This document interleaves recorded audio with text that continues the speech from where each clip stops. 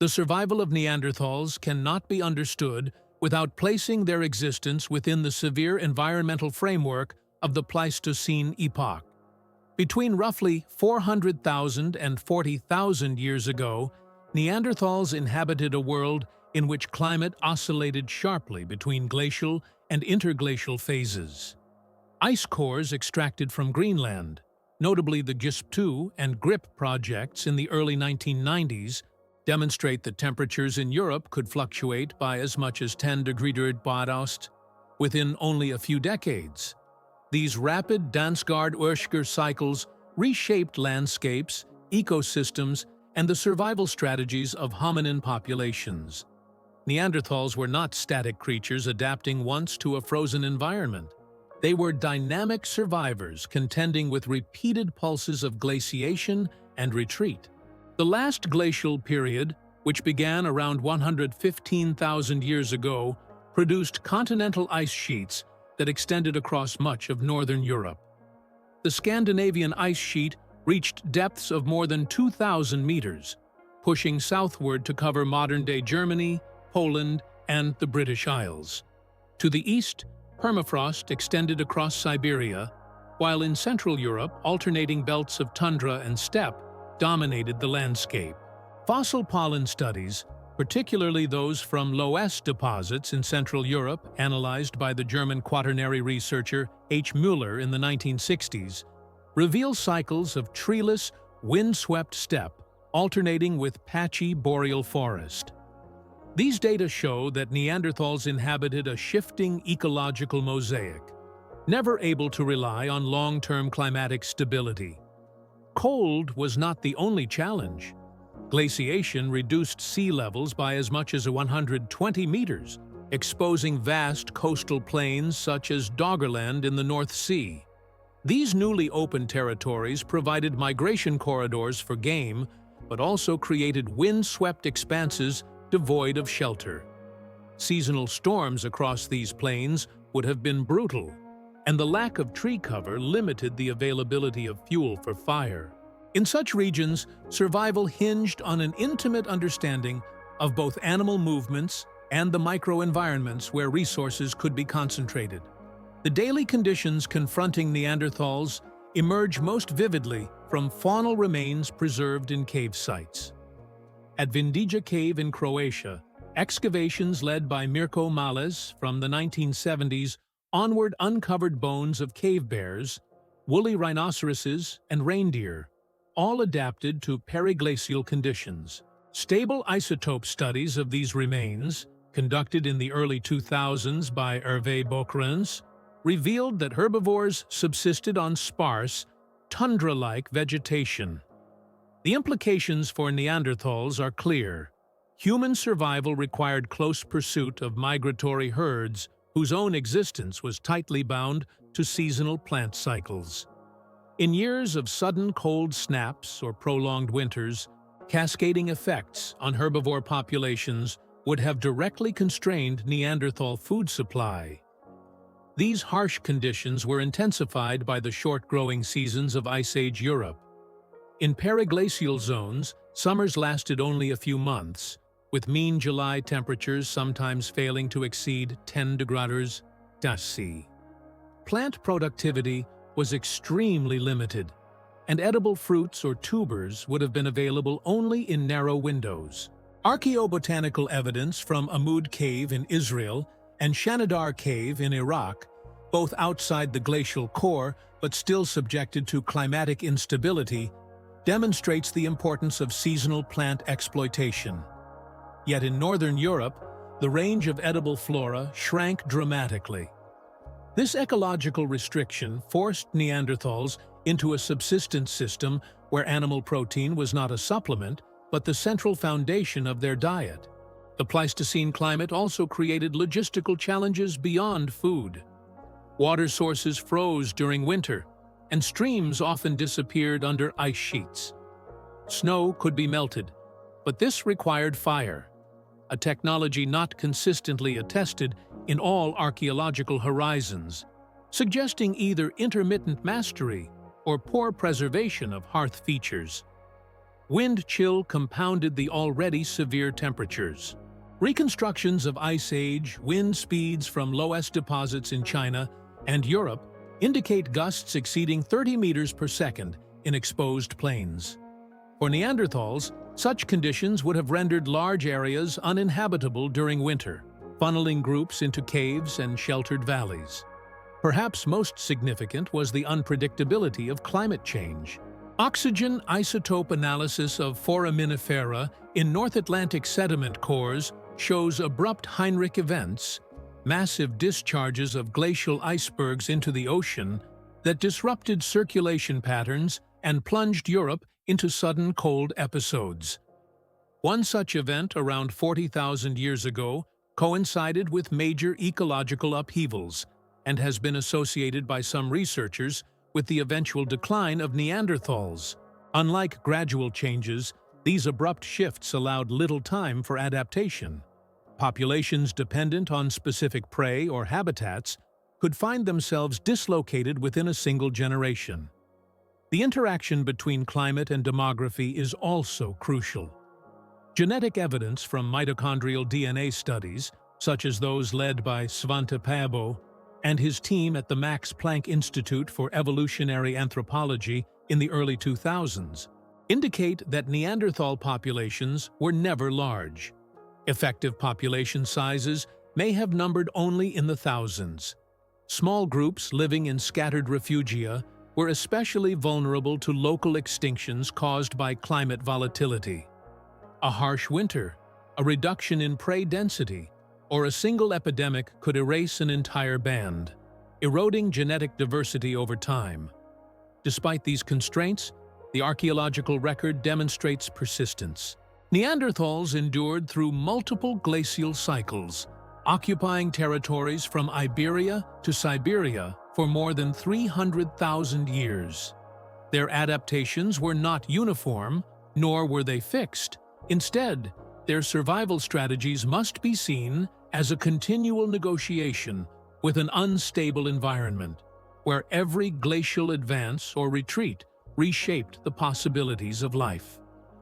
The physical landscape of Ice Age Europe, glaciers pressing southward, steppe tundra stretching across open plains, and intermittent refuges of forest and valley, formed the environmental matrix within which Neanderthals evolved.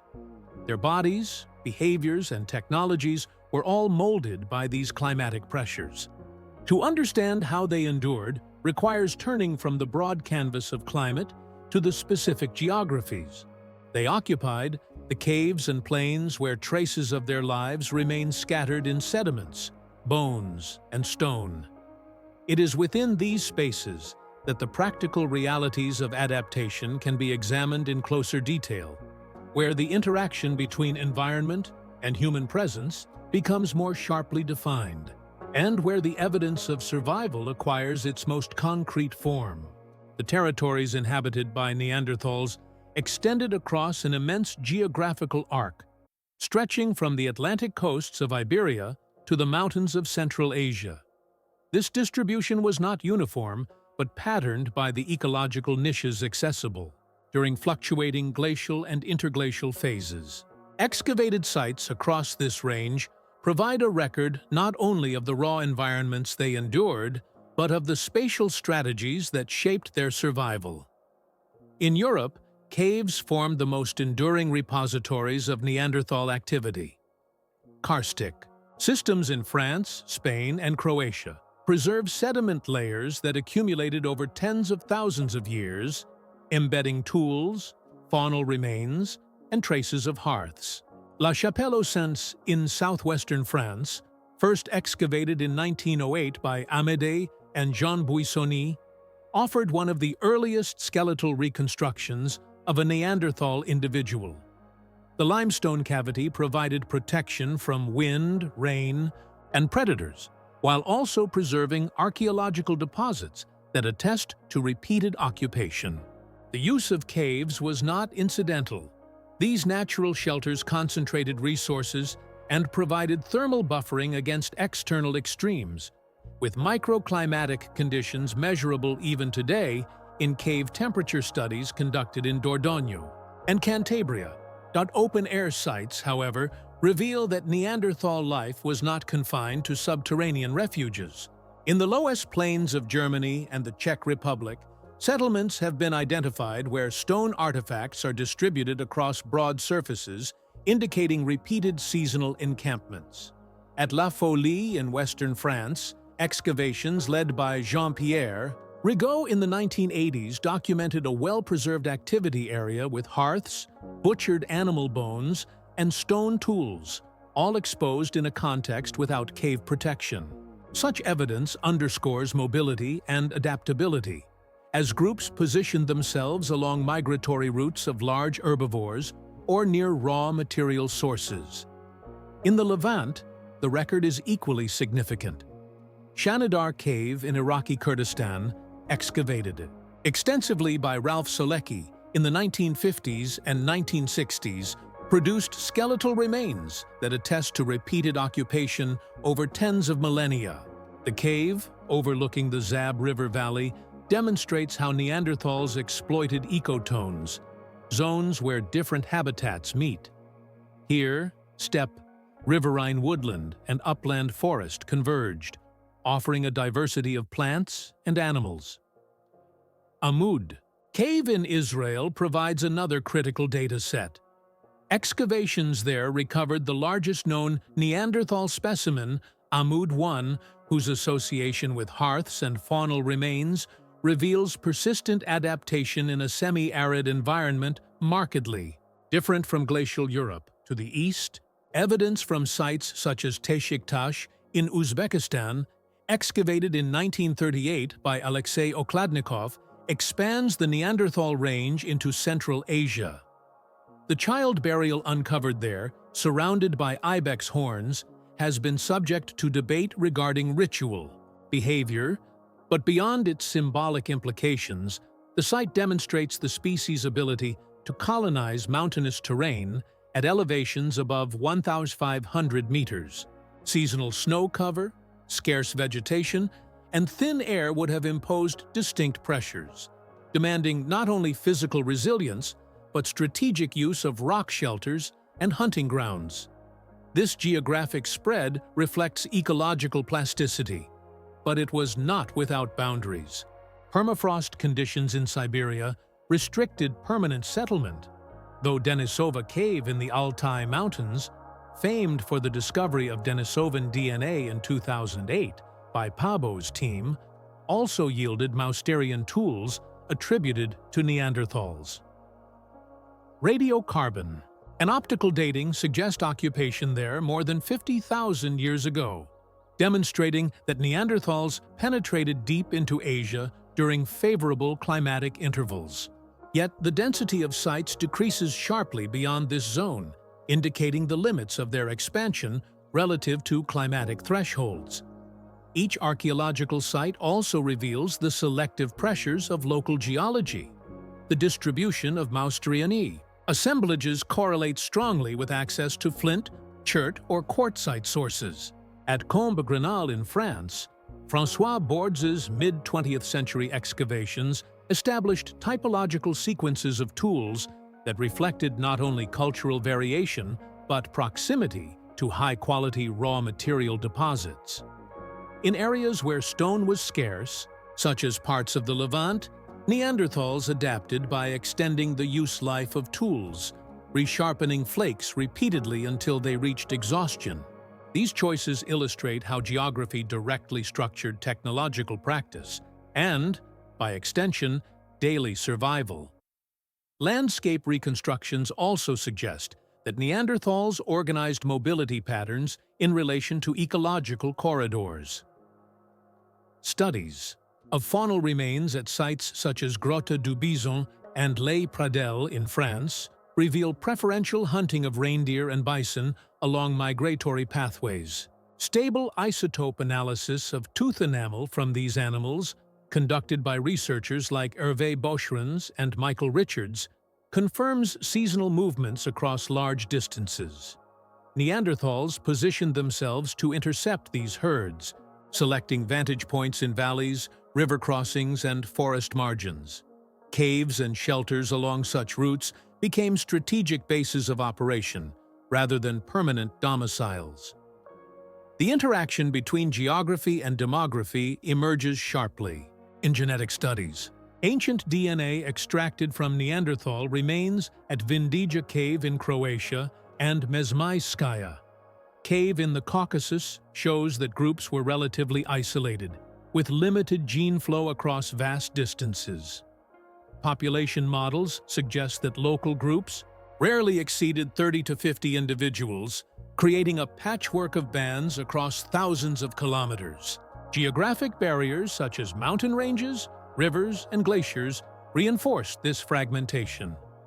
Archaeological distribution mirrors this genetic isolation, with distinct tool-making traditions persisting in Iberia, Central Europe, and the Levant, shaped by local environments and limited interaction.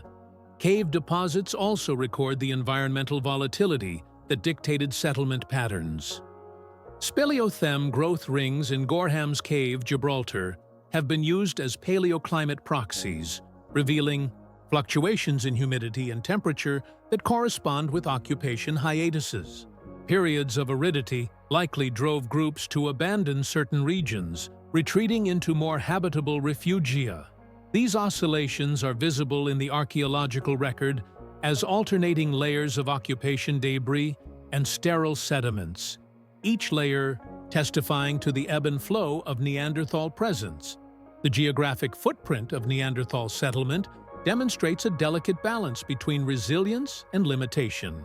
They endured across multiple ecological zones: Atlantic coasts, temperate forests, arid valleys, and high-altitude ranges. Yet their pattern of habitation was constrained by raw material access, prey distribution, and climatic thresholds. Every site unearthed reflects a negotiation between the challenges of an unforgiving Ice Age world and the ingenuity of hominin adaptation. The next dimension of this negotiation lies not in where they lived, but in the bodies that carried them across. These landscapes, shaped by evolutionary pressures that reveal the intimate physiological dialogue between humans and climate. The physical form of Neanderthals represents one of the most direct records of adaptation to Ice Age conditions. Anatomical studies across the 20th and 21st centuries, supported by discoveries at La Ferracie, Kabara, and Feldhofer, have consistently demonstrated a morphology distinct from both earlier hominins and modern humans.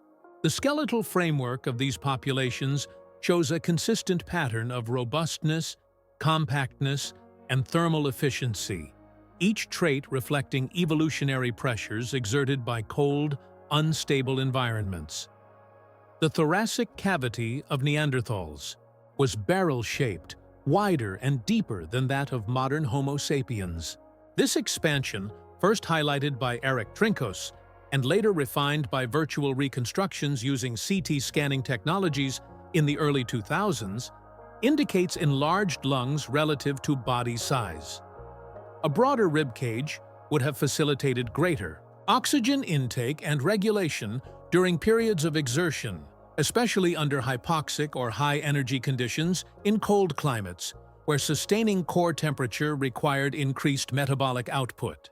The pelvis, correspondingly broad, supported both the enlarged thoracic structure and greater muscular attachments, contributing to a body form optimized for strength rather than speed. Limb proportions reveal another adaptive dimension. The humerus and femur were relatively short compared to body mass, and the distal segments of the arms and legs, ulna, radius, tibia, and fibula, were reduced in length. This configuration, described by the ecogeographic principle known as Allen's rule, conserves heat by minimizing surface area exposed to cold. Comparative analysis between Neanderthal remains from Europe and contemporaneous Homo sapiens fossils from warmer regions like Skul and Kafza in Israel confirm this climatic correlation. While modern humans in the Levant retained elongated, limbs suited for dissipating heat, Neanderthals consistently exhibited compactness, even in sites outside glacial Europe, reflecting a deeply entrenched evolutionary template. Cranial anatomy also contributes to the portrait of adaptation. The midfacial prognathism, forward projection of the face, combined with a broad nasal aperture, has long been debated in terms of functional significance. C. Stringer and colleagues in the 1990s suggested that a larger nasal cavity improved warming and humidifying of cold, dry air before it reached the lungs. Recent computational fluid dynamics models conducted by Amanda Henry and others have provided quantitative support, showing that airflow through virtual reconstructions of Neanderthal nasal passages resulted in greater heat and moisture exchange than in modern human equivalents. Such a trait would have been advantageous in periglacial steppes, where inhaled air could reach sub-zero temperatures. Musculoskeletal evidence indicates not only cold adaptation, but extraordinary physical capability. The robusticity of long bones, particularly femoral midshafts, reflects habitual engagement in strenuous activity. Cross-sectional geometry analyses conducted by Trinkhaus and Ruff demonstrate high levels of cortical bone thickness, implying both mechanical loading and adaptation to frequent stress. Shoulder morphology, with long clavicles and powerful muscle attachment sites on the scapulae, reveals a body accustomed to forceful thrusting movements, consistent with spear use in close-range hunting. The degree of muscularity inferred from skeletal markings suggests daily energy expenditures far beyond those typical of modern hunter-gatherers. Genomic insights add another dimension to the physiology of survival. The sequencing of Neanderthal genomes beginning in 2010 revealed variants in genes associated with lipid metabolism and keratin production. Alleles of the UCP1 gene, which regulates thermogenesis in brown adipose tissue, appear more frequent in Neanderthals, implying enhanced capacity for heat generation. Moreover, variants in genes related to skin and hair keratin suggest thickened integumentary adaptations, possibly providing insulation or protection against cold-induced damage. These findings resonate with fossil evidence of body form, bridging morphology with molecular biology. Metabolic efficiency in cold conditions is further illuminated by isotope analyses of bone collagen. Studies of nitrogen and carbon isotopes from Vindija Cave and other European sites indicate high reliance on animal protein, requiring efficient fat metabolism to sustain energy balance. Genetic variants in the FADS cluster, inherited in part by modern humans, enhance the synthesis of long-chain polyunsaturated fatty acids, crucial for neural function under diets rich in animal fat. This biochemical resilience was not merely advantageous, but necessary in regions where carbohydrate intake from plants was seasonally limited or absent. Dentition provides further anatomical evidence of environmental adaptation. Neanderthal teeth were large, with heavily worn incisors and canines showing patterns of use beyond mastication. Microwear analysis suggests repeated gripping or processing of materials with the front teeth, possibly related to hide preparation or tool manipulation. Such multifunctional use of the mouth underscores the integration of anatomy with subsistence practices in environments demanding constant improvisation. Brain size also stands out in comparative perspective. Endocranial capacities of Neanderthals averaged around 2,500 cubic centimeters, often exceeding those of modern humans. Yet shape differences, including elongated occipital regions and reduced parietal bulges, have sparked debate about cognitive specialization. Functional interpretations remain contested, but some researchers, such as Emiliano Brunner, argue that greater occipital volume may correlate with enhanced visuospatial processing, an asset in landscapes where tracking prey across snowfields or navigating dense forests required acute spatial awareness. The metabolic demands of such large brains, coupled with high physical expenditure, reinforce the image of Neanderthals as organisms operating at extreme physiological margins. Yet, this robustness carried vulnerabilities. The energy cost of maintaining heavy musculature and large brains imposed constant nutritional pressure. Archaeological remains show frequent skeletal injuries, healed fractures of ribs, femora, and skulls, suggesting physically hazardous lives. Bioarchaeological analyses by Eric Trinkhaus of Shanidar and La Chapelle skeletons revealed degenerative joint disease at relatively young ages, perhaps the result of repetitive strain and strenuous mobility. A body finely tuned for cold survival was simultaneously exposed to wear that demanded continual compensatory strategies.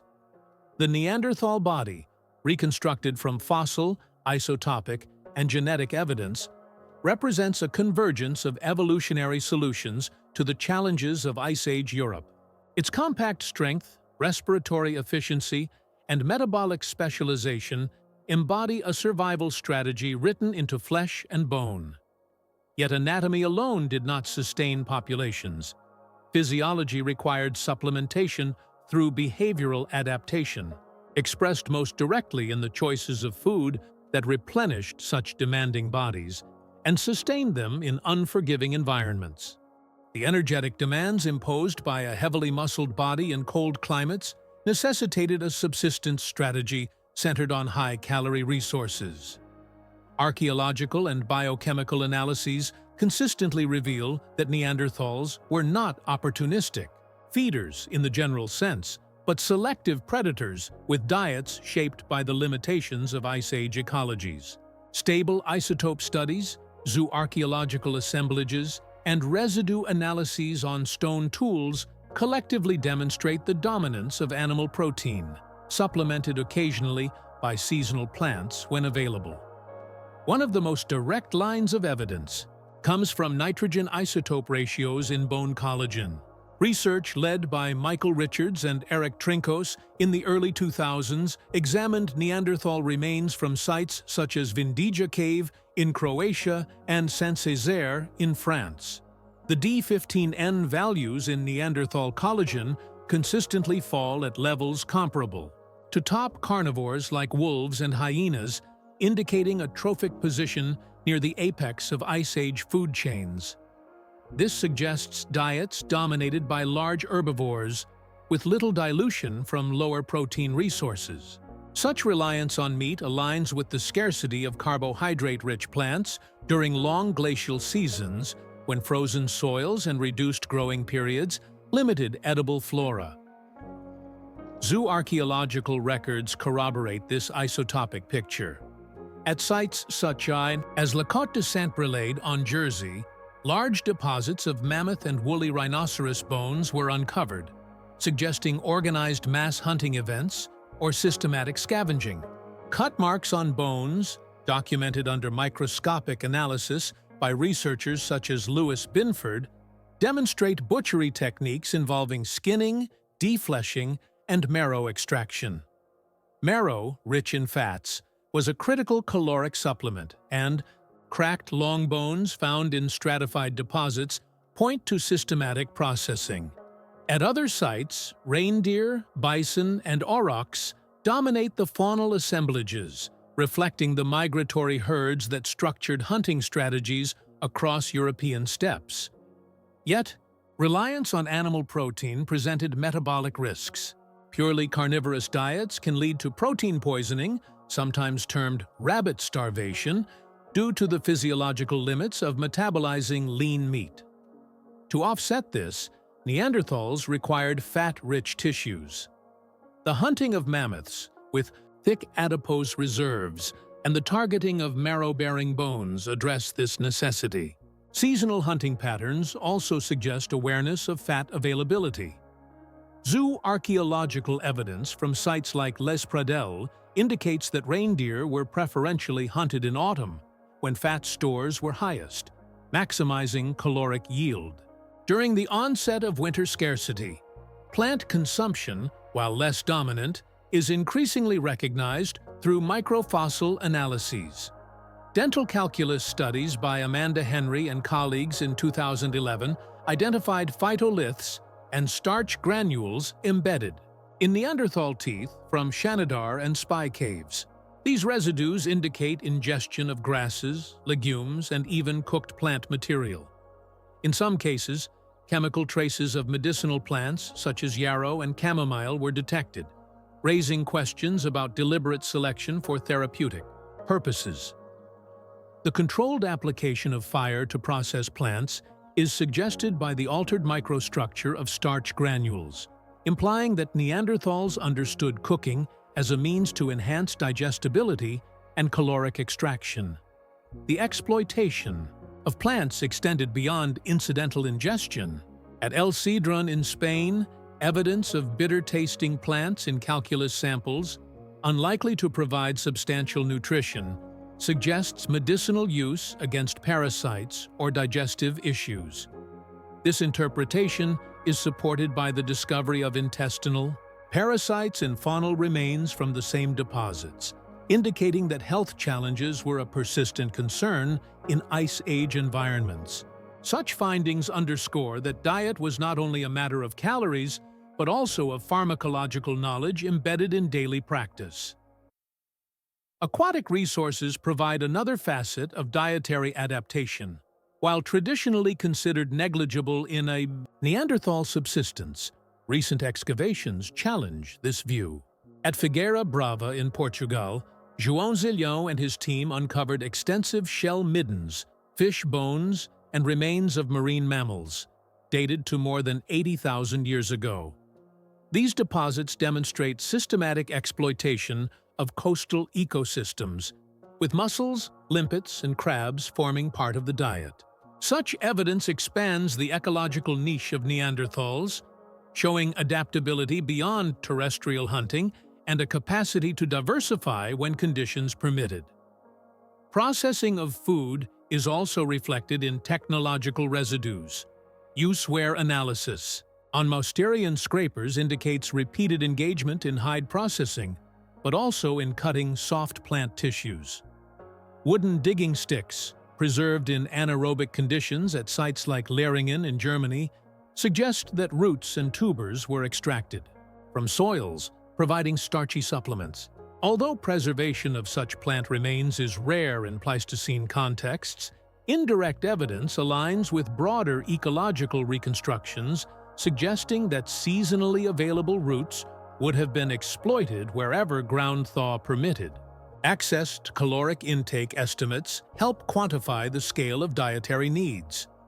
Based on body mass reconstructions and activity levels, metabolic models by Henry McHenry and others suggest that adult Neanderthals required between 4,500 and 5,500 kilocalories per day under glacial conditions.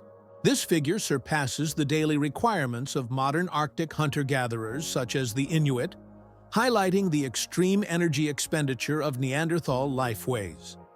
Meeting these demands required not only successful hunts, but also efficient sharing within groups, as evidenced by cut-marked bones with standardized butchery patterns across multiple sites. Pathological data add a final layer of insight. Skeletal remains show signs of nutritional stress in some individuals, including enamel hypoplasia in teeth, which indicates episodes of childhood malnutrition or illness. Such evidence points to periodic shortages, especially during climatic downturns when prey densities declined or when plant resources were inaccessible. These vulnerabilities reveal the narrow margins within which Neanderthals operated. Robust bodies demanded abundant food, yet environmental instability repeatedly threatened its availability. Dietary evidence drawn from isotopes, microwear, archaeological deposits, and genomics converges on an image of populations finely tuned to extract calories from harsh landscapes. But feeding such bodies required more than nutritional choices alone. The act of obtaining high-calorie prey, securing it in dangerous hunts, and processing carcasses under hostile conditions demanded coordinated strategies and technological ingenuity, extending the challenge of survival from physiology into the domain of collective action. The procurement of large game lay at the core of Neanderthal survival. Hunting in glacial and periglacial environments required both anatomical strength and collective coordination, since the prey available was often massive, mobile, and dangerous. Archaeological evidence from across Europe and Western Asia shows that Neanderthals did not rely on opportunistic scavenging alone, but were active hunters employing systematic strategies, tailored to the behaviors of species that dominated Ice Age ecosystems. The clearest evidence comes from the wooden spear discovered at Leringen, Germany, in 1948. Preserved in anaerobic sediments, the spear lay beside the remains of an adult, straight-tusked elephant, Paleoloxodon antiquus. Microscopic analysis of wear traces on the weapon demonstrated deliberate shaping of the point, and its context indicated that the elephant was actively hunted rather than scavenged. The Leringen find revealed the capacity of Neanderthals to engage in confrontations with prey that outweighed them by several tons, implying coordinated group action and high-risk strategies. Additional wooden spears uncovered at Schöningen, in Lower Saxony, dated to around 300,000 years ago, reinforce this interpretation. These spears, carefully crafted from spruce, display aerodynamic qualities comparable to modern javelins, suggesting that hunting involved both thrusting at close range and the projection of weapons at a distance.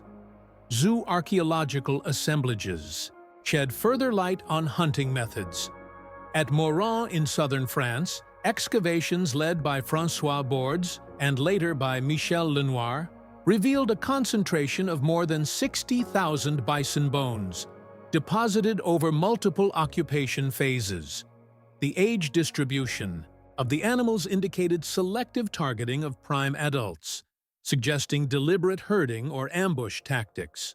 Kill sites of this scale point toward sophisticated knowledge of animal behavior, where Neanderthals likely exploited bottlenecks in terrain, river crossings, cliff edges, or narrow valleys to maximize success.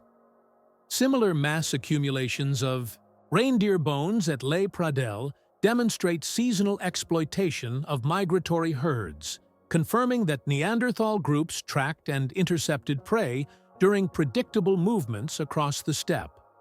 Close-range confrontations left their mark not only on prey but on the hunters themselves. Paleopathological analysis of Neanderthal skeletons reveals high frequencies of trauma, including healed fractures of ribs, skulls, and long bones. Eric Trinkhaus compared these injury patterns with those of modern rodeo riders, suggesting that Neanderthals routinely encountered the dangers of grappling with large, struggling animals at close quarters. Unlike later Homo sapiens equipped with long-range projectile technology, such as atlatls or bows, Neanderthals likely relied on thrusting spears in direct encounters, magnifying both the danger and the cooperative requirements of hunting. The spatial organization of kill and processing sites offers additional insights.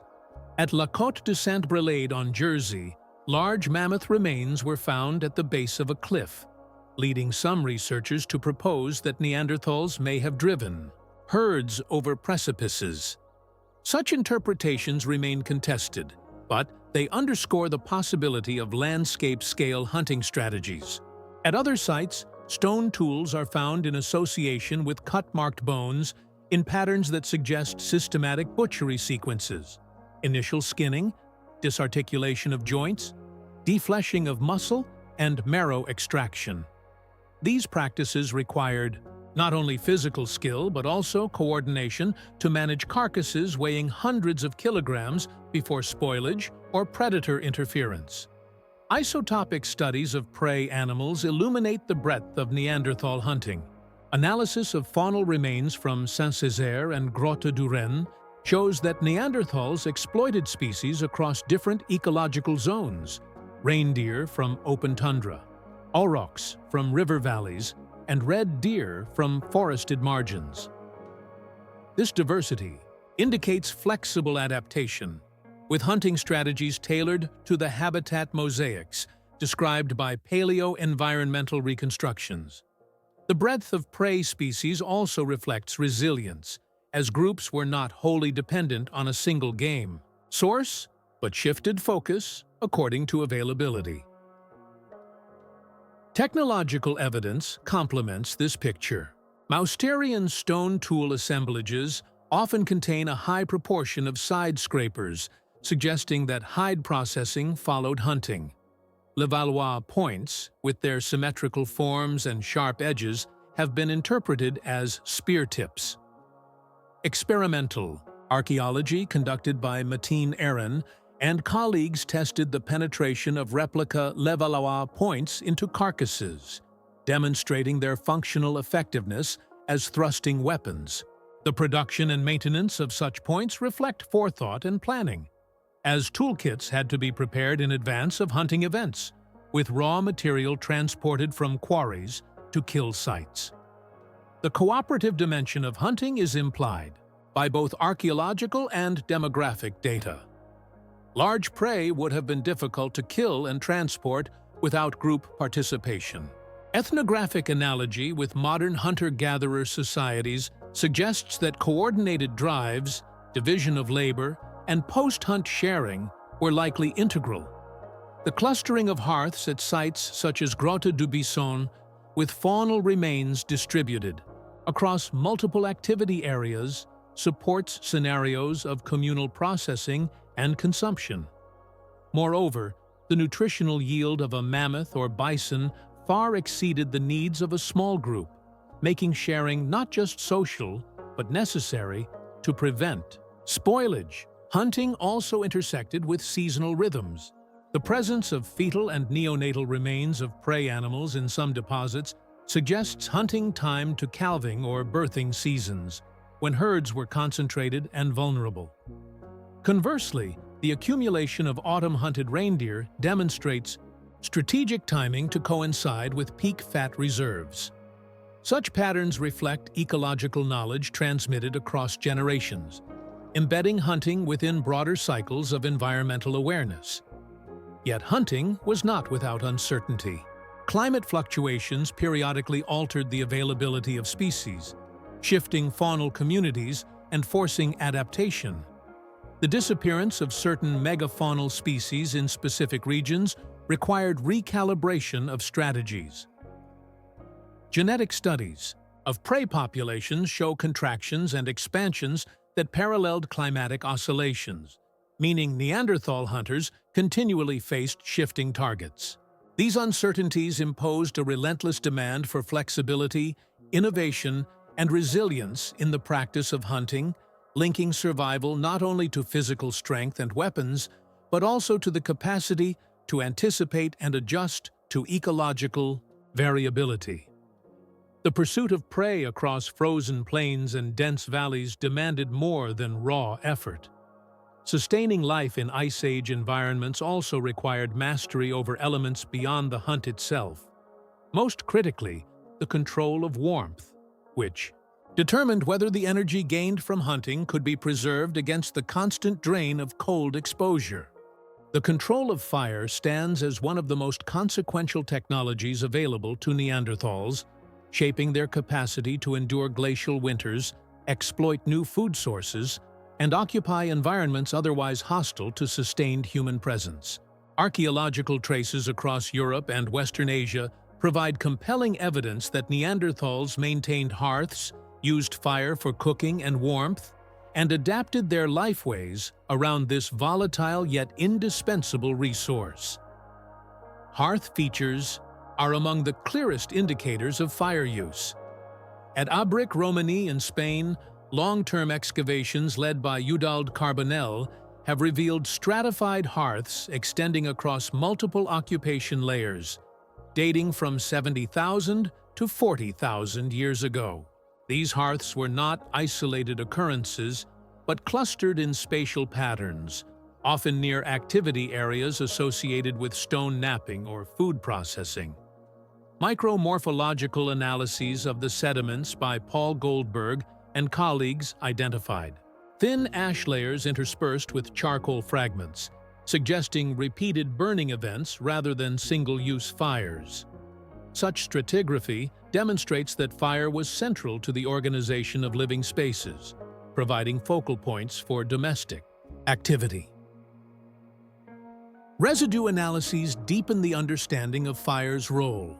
In 2016, Francesco Berna and colleagues applied Fourier transform infrared spectroscopy, FTIR, to sediments from Kibara Cave in Israel, identifying mineral transformations consistent with repeated exposure to temperatures exceeding 500 degrees.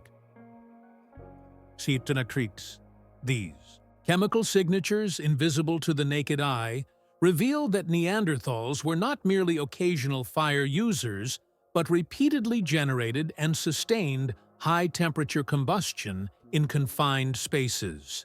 The ability to regulate fire within caves is particularly significant, as it required balancing oxygen supply, smoke management, and the risk of uncontrolled spread. Cooking represents another critical application. Altered starch granules retrieved. From Neanderthal dental calculus at Shenidar and spy caves show structural changes consistent with exposure to heat, implying deliberate roasting or boiling. Thermal alteration of animal bones provides parallel evidence. At Grotta the 15th in southwestern France, faunal remains exhibit discoloration and microfractures diagnostic of roasting, indicating systematic cooking of meat. The nutritional implications were profound. Cooking increases caloric yield by denaturing proteins, gelatinizing starches, and softening connective tissue, thereby enhancing digestibility. In cold environments where caloric sufficiency determined survival, such efficiency gains would have been decisive. The role of fire in warmth and protection is equally clear. Paleo-environmental reconstructions suggest winter temperatures in periglacial Europe often fell below 20 degrees Celsius. Experimental work with replicas of Ice Age shelters demonstrates that without fire, interior cave temperatures rarely rise above freezing, even when insulated with hides. The presence of burnt bones and charcoal concentrations in deep cave zones, such as those found at Molodova Doron in Ukraine, underscores the necessity of fire for thermal regulation. Beyond warmth, fire offered protection against predators. Carnivore remains found at sites like Grotta du Bison indicate that Neanderthals and large predators frequently competed for the same shelters. Hearths at cave entrances could have functioned as deterrents, altering the balance between humans and competing carnivores. The technological dimension of fire use raises questions of ignition. While evidence of hearths is abundant, the means of fire production remain less visible. Traces of manganese dioxide blocks at Pech de la Zay in France suggest that Neanderthals may have used this mineral to facilitate combustion, as experiments by Paula Vila and colleagues demonstrated that manganese dioxide lowers the ignition temperature of wood. This raises the possibility that Neanderthals possessed knowledge of fire accelerants, indicating a degree of pyrotechnic understanding not previously attributed to them. Patterns of fire use also reveal regional and temporal variability. At some sites, such as Maastricht Belvedere in the Netherlands, evidence of fire is sparse or absent despite preservation of organic materials. This inconsistency has fueled debate over whether Neanderthals could reliably generate fire at will, or whether they sometimes depended on opportunistic access to natural sources such as lightning strikes. Critics like Will Robrooks have argued that evidence points to irregular fire control in certain regions, particularly during colder marine isotope stage intervals. Yet the density of hearth features at sites such as Abruptly Romani and Grotta Sitztifun suggests that in many contexts Neanderthals exercised consistent mastery over combustion. The variability may reflect ecological differences in fuel availability rather than cognitive or technological limitations. Fuel procurement itself was a critical component of survival.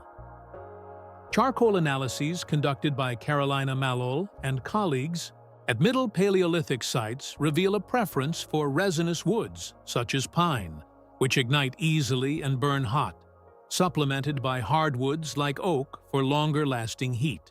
The selection of fuel demonstrates knowledge of local ecology and suggests deliberate collection strategies.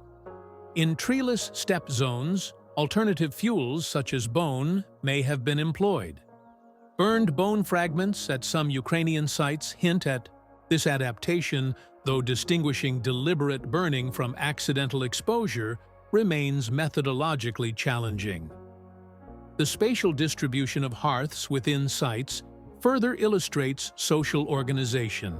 At Kabara Cave, hearths were often situated centrally within living spaces, with lithic debris and food remains radiating outward. This arrangement implies that fire acted as both a physical and social center, structuring group interaction. Ethnographic parallels from modern hunter-gatherer societies underscore the multifunctionality of fire as a locus of tool manufacture, food sharing, and information exchange. While direct behavioral inference must remain cautious, the archaeological record consistently portrays fire as a keystone around which daily routines revolved. Yet fire use carried its own vulnerabilities. Dependence on combustion introduced new risks: smoke inhalation, burns, and the need for constant fuel procurement. Sediment blackening and soot deposition in cave ceilings at sites like Gorham's Cave in Gibraltar reveal prolonged indoor burning, raising the likelihood of respiratory stress. The skeletal remains of Neanderthals occasionally exhibit periosteal reactions suggestive of chronic respiratory infections, though direct causation remains debated.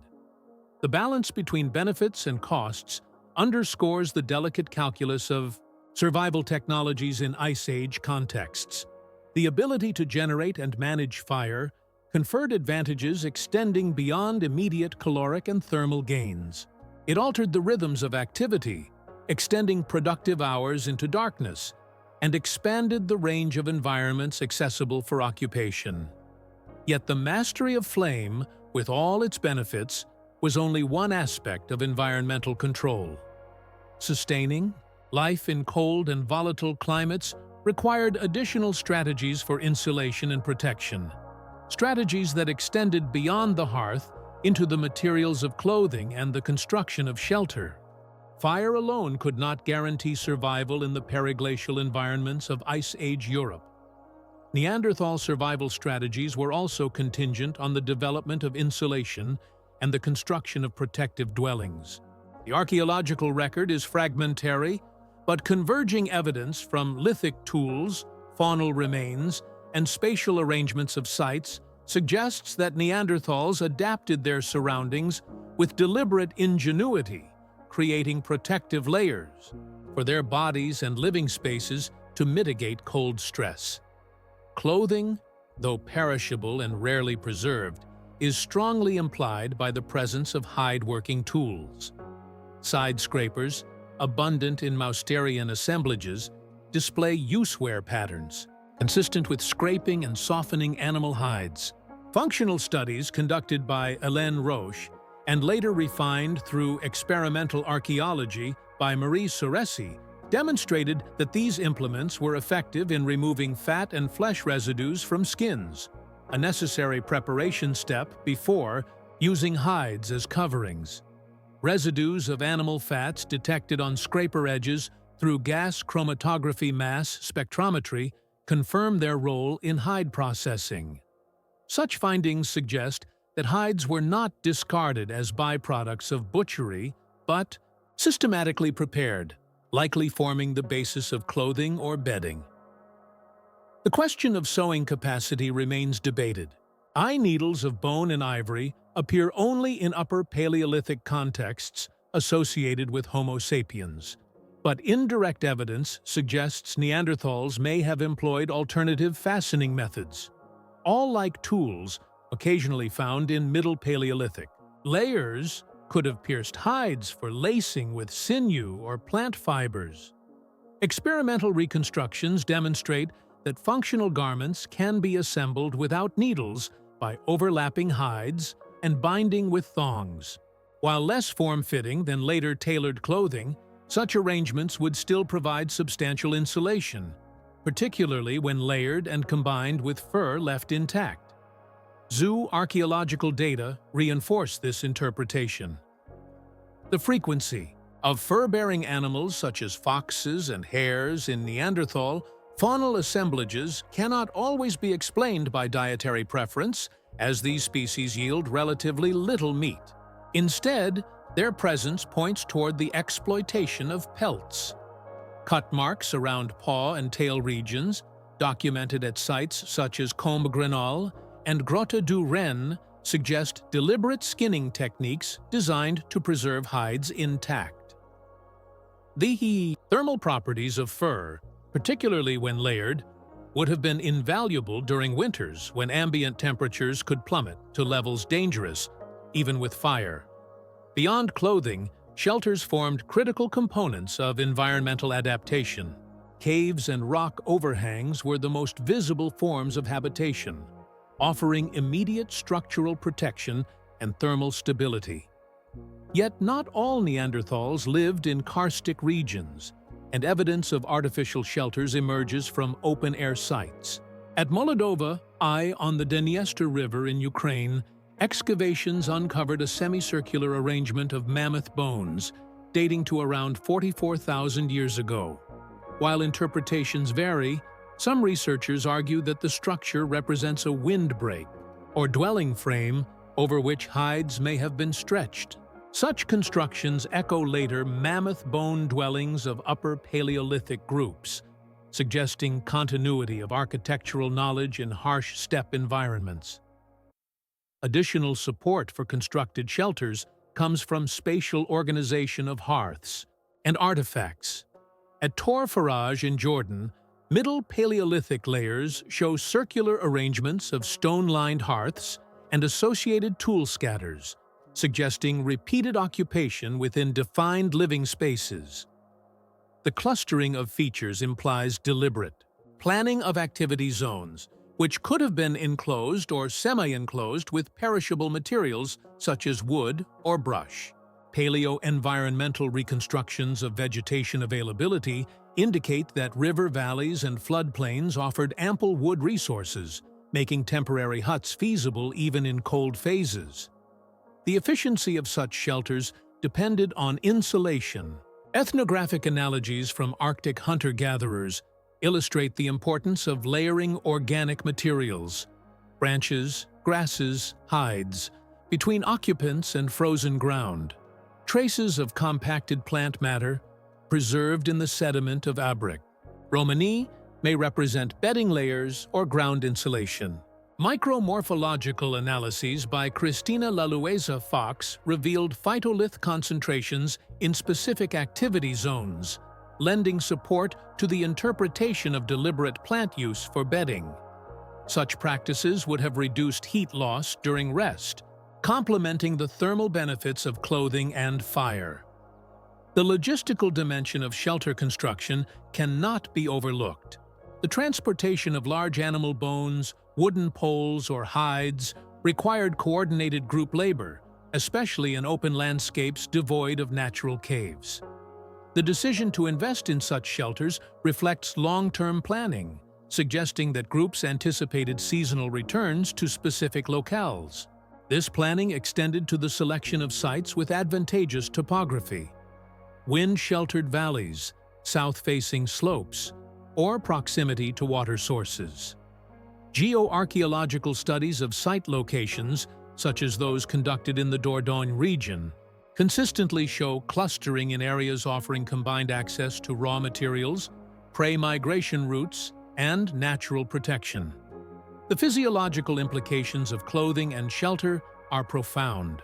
Cold stress experiments on modern humans show that without insulation, hypothermia can develop in minutes at sub-zero temperatures with high wind chill. By contrast, layered hides can reduce heat loss by over 60%, while enclosed shelters retain interior warmth far beyond ambient conditions when combined with fire. The Neanderthal reliance on such strategies is not speculative but biologically necessary, given their high metabolic demands and the climatic conditions reconstructed from ice cores and pollen records. Yet the archaeological record also testifies to variability. In some regions, evidence of intensive hide processing and artificial shelter construction is sparse, raising questions of regional adaptation and cultural transmission. Did all Neanderthal groups invest equally in insulation technologies? Or did practices vary according to resource abundance and ecological constraints? The uneven distribution of evidence may reflect both taphonomic bias and genuine cultural differences, suggesting that survival strategies were not uniform but diversified across their geographic range. The capacity to create clothing and shelter illustrates an adaptive threshold, where survival hinged not solely on anatomy or fire, but on material culture integrated into daily existence. Still, insulation was only one dimension of survival in small, dispersed groups facing relentless climatic pressures. The organization of those groups, the social practices that bound them together, and the care extended within communities formed the deeper substrate upon which technical adaptations could operate. The material evidence of clothing and shelter points toward a broader reality. Survival under Ice Age conditions required not only technological ingenuity, but also durable social structures. Small groups, navigating volatile climates and unpredictable resources, depended on cooperative strategies that extended beyond immediate kinship bonds. Archaeological, paleogenetic, and paleoanthropological evidence together suggest that Neanderthal communities were shaped by patterns of cooperation, care, and resource sharing, all adapted to the constraints of dispersed populations living at low densities across vast and unstable landscapes. Demographic reconstructions indicate that Neanderthal groups were small, often estimated at 20 to 50 individuals. Effective population size, inferred from mitochondrial DNA variation, was low, perhaps numbering only in the thousands across the entire range of Europe and Western Asia. This demographic profile implied significant vulnerability to inbreeding and local extinction, yet also fostered social cohesion at the level of individual bands. Genetic studies of remains from El Cidrón Cave in Spain, conducted by Carles Lalueza Fox and colleagues, revealed a striking pattern. The males shared mitochondrial haplotypes, while females displayed greater genetic diversity. This suggests patrilocal residence, where women moved between groups, providing genetic exchange and linking otherwise isolated populations. Such mobility of individuals would have been essential in maintaining long-term viability of small communities. Social mechanisms of survival can also be traced in archaeological deposits. The remains from Shanidar Cave in Iraqi Kurdistan, excavated by Ralph Solecki, provide perhaps the clearest evidence of social care. Shanidar I, an older male individual, showed severe pathologies: amputation of the right arm above the elbow, blindness in one eye, and degenerative joint disease. Yet the skeleton also bore signs of long survival after these injuries, implying sustained care by others. Without assistance, such impairments would have precluded participation in hunting or mobility across difficult terrain. The extended survival of Shanidar I suggests that Neanderthals invested in individuals regardless of diminished economic contribution, embedding altruism into their social framework. Further support for communal care emerges from evidence of dental disease, skeletal trauma, and degenerative conditions in other individuals. At La Chapelle-aux-Saints in France, the elderly male famously reconstructed by Marcelin Boule displayed severe arthritis and tooth loss, yet survived long enough for bones to remodel around these pathologies. Such cases highlight cooperative provisioning, where food and protection were extended to members incapable of sustaining themselves. The willingness to maintain dependent individuals illustrates that survival was not purely the product of individual adaptation, but collective resilience. Food sharing provides another dimension of social structure. Cut mark analysis of faunal remains often reveals standardized butchery patterns, indicating systematic processing rather than random consumption. At Grotte du Bison, hearth-centered faunal deposits suggest communal distribution of carcasses, with portions apportioned across activity areas. The caloric yield of a single large animal, such as a bison or mammoth, far exceeded the needs of a nuclear family. To prevent spoilage in cold but not permanently frozen environments, redistribution across the group was a practical necessity. Stable isotope variation within Neanderthal groups is minimal compared to intergroup variation, consistent with shared diets among band members. The social dynamics of such sharing likely extended to ritualized practices. Evidence from El Cedron reveals not only faunal remains, but also cut-marked Neanderthal bones, raising the controversial interpretation of cannibalism. While some researchers argue these traces reflect nutritional stress and survival cannibalism, others suggest complex symbolic practices. Regardless of interpretation, the treatment of bodies in ways beyond natural deposition indicates that social meaning was embedded in food-related behaviors, linking sustenance to broader communal frameworks. Spatial organization within living sites also reflects social differentiation. At Abruptly Romani, the distribution of hearths, tools, and refuse demonstrates repeated reoccupation with consistent structuring of space. Hearth-centered units, each associated with specific toolkits, suggest household-like divisions within broader aggregations. Such segmentation implies awareness of social boundaries and cooperation among smaller units within the group. The persistence of these patterns across multiple layers shows that spatial and social organization was not arbitrary, but ingrained in Neanderthal lifeways. The maintenance of group cohesion extended into symbolic dimensions. While less abundant than in later Homo sapiens, Neanderthal use of pigments and possible ornaments suggests that visual markers may have reinforced social identity.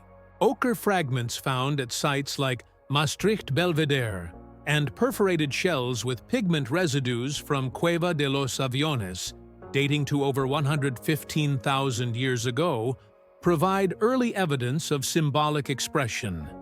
Such artifacts may have been used to mark group affiliation, status, or ritual roles, strengthening cohesion in small, vulnerable populations. The ecological constraints of Ice Age environments amplified the importance of these social systems. Climatic downturns or abrupt shifts, such as Heinrich events, could decimate prey populations and force groups to relocate. Mobility across landscapes required flexible alliances and networks of exchange. The evidence for non-local lithic materials, in some assemblages, such as obsidian transported over 100 kilometers in the Caucasus, implies contacts beyond the immediate group. Such networks would have functioned as survival buffers, enabling resource exchange and facilitating genetic flow across otherwise isolated bands. Yet even cooperative systems faced inherent fragilities. Small group sizes amplified the consequences of mortality, whether through hunting accidents, disease, or childbirth complications. Infant mortality was likely high, and the loss of a few breeding individuals could destabilize local demographics. Genetic evidence points to reduced diversity in later Neanderthal populations, suggesting that social mechanisms, though adaptive, could not always offset the pressures of isolation and population decline. These demographic constraints, combined with environmental volatility, underscore the precarious balance within which Neanderthal social life operated. The survival of individuals within such demanding conditions depended as much on these social frameworks as on anatomy or technology. Bands structured around cooperation, care, and sharing provided resilience, Yet the tools that enabled these practices remain central to understanding how Neanderthals transformed raw materials into implements that supported hunting, clothing, production, and daily survival in landscapes defined by scarcity and cold. The social cohesion that sustained Neanderthal groups was inseparable from the technologies they employed. Tools were not simply implements for processing carcasses or hides.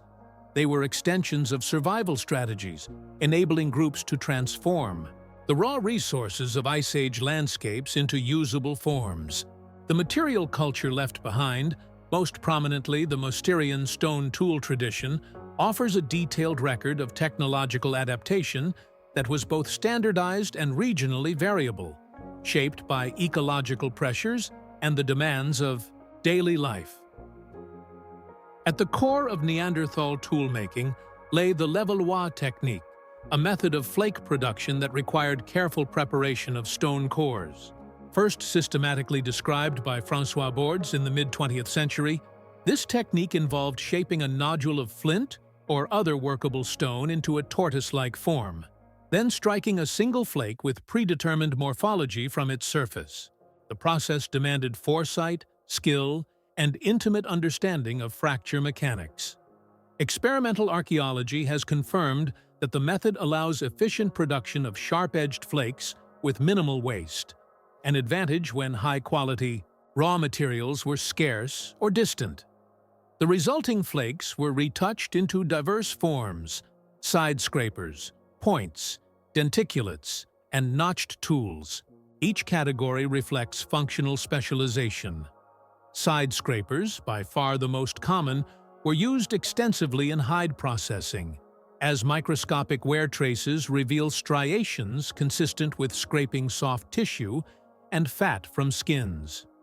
Points, many, shaped from Levallois flakes, served as spear tips, their impact fractures and hafting residues providing evidence of attachment to wooden shafts. Denticulates and notched tools with serrated edges likely functioned in woodworking or processing fibrous plant material. Together, these categories formed a versatile toolkit, adapted to the multiple tasks of hunting, butchery, hide preparation, and shelter construction. Wooden tools, though rarely preserved, complement the stone record. The spears from Schöningen, Germany, dating to around 300,000 years ago, remain among the most striking examples. Crafted from spruce trunks, carefully carved and balanced for throwing or thrusting, they illustrate woodworking skills of high sophistication. Wear analyses suggest repeated use, while their association with horse remains indicates successful deployment in hunting. More fragmentary finds, such as digging sticks preserved in waterlogged sediments at Clacton-on-Sea in England, expand the picture of tool diversity, pointing toward use in extracting tubers or disturbing small game burrows. Regional variation within Mousterian industries has long been a subject of debate. Bordes, through his typological approach in the 1950s and 1960s, argued that distinct assemblage types, such as the Kina Mousterian characterized by steeply retouched scrapers, reflected separate cultural traditions. Others, notably Louis Binford, suggested functional explanations, proposing that tool variation corresponded to differing activities rather than cultural distinctions. More recent technological analyses emphasize flexibility. Neanderthals modified. Toolkits according to ecological demands, raw material constraints, and group mobility.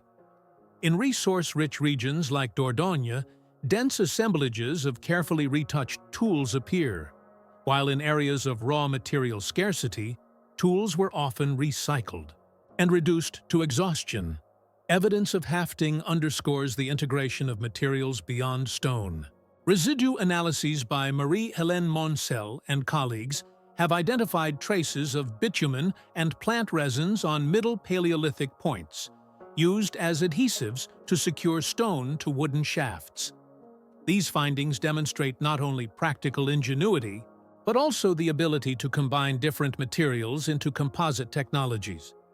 Hafted tools, with enhanced durability and efficiency, reveal a cognitive dimension of technological practice that required planning, sequencing, and experimentation. The efficiency of these toolkits is visible in faunal processing patterns. At sites such as La Quina in France, the dense accumulations of retouched scrapers correlate with extensive hide-working debris, indicating specialized activity areas devoted to garment production. At other sites, like Grotte Vaufray, assemblages, dominated by points, coincide with evidence of hunting and carcass dismemberment. These correlations show that tool manufacture and use were closely aligned with subsistence priorities, each assemblage reflecting the ecological and seasonal context of occupation. The durability of Mousterian technology across more than 200,000 years raises important questions. Unlike the rapid innovation seen later among Homo sapiens, Neanderthal industries remained relatively stable, with variation expressed more in regional adaptation than in the invention of radically new forms. This stability has sometimes been interpreted as conservatism, but another perspective is ecological efficiency. In harsh climates with limited resources, a proven technology may have been the most reliable, with selective pressures favoring continuity over innovation. The fact that Levallois and associated techniques persisted across continents and millennia testifies to their effectiveness in meeting the practical demands of survival. Beyond their immediate function, tools also carried social meaning. The skill required to produce a well-executed Levallois flake or to haft a stone point may have served as a marker of competence within groups. Apprenticeship models suggest that knowledge was transmitted through demonstration and practice, embedding technological skills within social networks. Refitting studies, where archaeologists reassemble flakes struck from the same core, often reveal sequences that suggest multiple individuals work together, perhaps as teaching or cooperative tasks. Such practices reinforced social cohesion, while ensuring continuity of knowledge. The use of pigments and non-utilitarian objects also intersects with the technological sphere. At Pech de la Zaye, manganese dioxide blocks were found with wear traces consistent with deliberate grinding. While some researchers argue these minerals were used as fire accelerants, others suggest symbolic or decorative purposes. Similarly, modified shells and eagle talons found at sites in Spain and Croatia hint at a dimension of tool use extending into symbolic display. These artifacts blur the line between survival technologies and cultural expression, suggesting that tools were embedded not only in material survival, but also in identity and communication. The record of Neanderthal tools demonstrates an interplay of efficiency, adaptability, and cultural transmission. Stone, wood, bone, and resin were integrated into a coherent technological system that met the demands of Ice Age life. Yet tools alone cannot account for the full spectrum of adaptation. The capacity to conceptualize, to communicate meaning, and to construct shared symbolic worlds reveals another layer of Neanderthal existence that reached beyond the purely practical into realms of mind and representation. The practical world of tools, shelters, and hunting cannot be separated from the cognitive frameworks that underpinned Neanderthal existence. Archaeological traces increasingly reveal that Neanderthals engaged in practices extending beyond subsistence, involving symbolic materials, abstract marking, and behaviors that suggest cognitive capacities for representation and meaning-making. These behaviors did not arise as isolated curiosities, but appear repeatedly across the Neanderthal range, embedded in the fabric of survival and social life. One of the clearest indications of symbolic activity comes from the use of pigments. Manganese dioxide blocks recovered at Pech de la Zaye in France show wear facets from deliberate grinding, while ochre fragments from Maastricht Belvedere in the Netherlands bear similar modifications. Microscopic striations and powdered residues demonstrate intentional processing, not incidental contact. The function of these pigments remains debated. Paola Villa has argued that manganese dioxide may have been employed as a fire accelerant. As experimental work shows, it lowers the combustion temperature of wood. Yet, the sheer quantity and distribution of ochre and manganese pieces across sites, often without direct association to fire, suggest additional roles, including body decoration or marking of surfaces, perforated shells bearing traces of red ochre. From Cueva de los Aviones and Cueva Anton in southeastern Spain push the evidence further. These finds, dated to around 115,000 years ago, represent some of the earliest known ornaments in the archaeological record. Microscopic examination by João Zilhão and colleagues revealed pigment residues in the perforations, suggesting that shells were strung and colored for display. The deliberate modification of marine shells, often transported from coastal zones into inland contexts, indicates symbolic expression through portable objects. Such ornaments likely functioned as markers of identity, status, or group affiliation, reinforcing social bonds within and between bands. Engraved markings also add to the picture of symbolic cognition. At Gorham's Cave in Gibraltar, a cross-hatched engraving carved into bedrock has been attributed to Neanderthal activity, dated to more than 39,000 years ago. The deliberate, repeated incisions show intentionality rather than incidental cutting. Francesco de Rico's analyses of such engravings highlight their abstract nature, not directly utilitarian, but communicative or representational. Other potential engravings from sites such as La Roche-Cotard in France, where a modified stone bears resemblance to a face-like figure, suggest that symbolic manipulation of objects occurred sporadically across regions.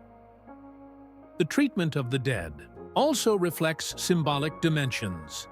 The La Chapelle-aux-Saints site, excavated in 1908, yielded a nearly complete Neanderthal skeleton in a pit interpreted by some as a deliberate burial.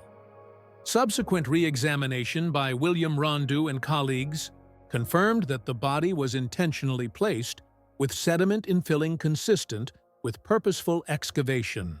Similar evidence from Shanidar Cave, where multiple individuals appear to have been interred, reinforces the notion of deliberate mortuary practices. The interpretation of Shanidar 4, once associated with pollen grains suggestive of floral offerings, remains contested due to the possibility of rodent activity. Yet the broader pattern of deliberate body deposition persists across multiple sites. Ritualized treatment of raptors and other animals provides further evidence of symbolic action. At sites in Italy and Croatia, eagle talons with cut marks have been identified as potential ornaments.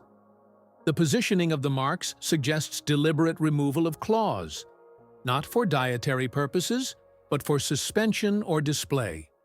Such practices echo later symbolic uses of bird parts among Homo sapiens, where feathers and talons functioned as personal adornments or status indicators. The convergence of these behaviors implies that Neanderthals, too, attributed symbolic value to materials. Beyond immediate utility, the implications for cognition are significant. Symbolic behavior requires abstraction, the capacity to let an object represent something beyond itself. The manufacture of ornaments, the use of pigments, and the creation of engravings all point toward mental templates, not reducible to subsistence tasks. Cognitive archaeologists such as Thomas Wynne and Frederick Coolidge argue that these practices reflect working memory and executive functions capable of holding symbolic associations over time. Such abilities would have facilitated not only ornamentation, but also the structuring of myths, rituals, or collective narratives that reinforced social cohesion.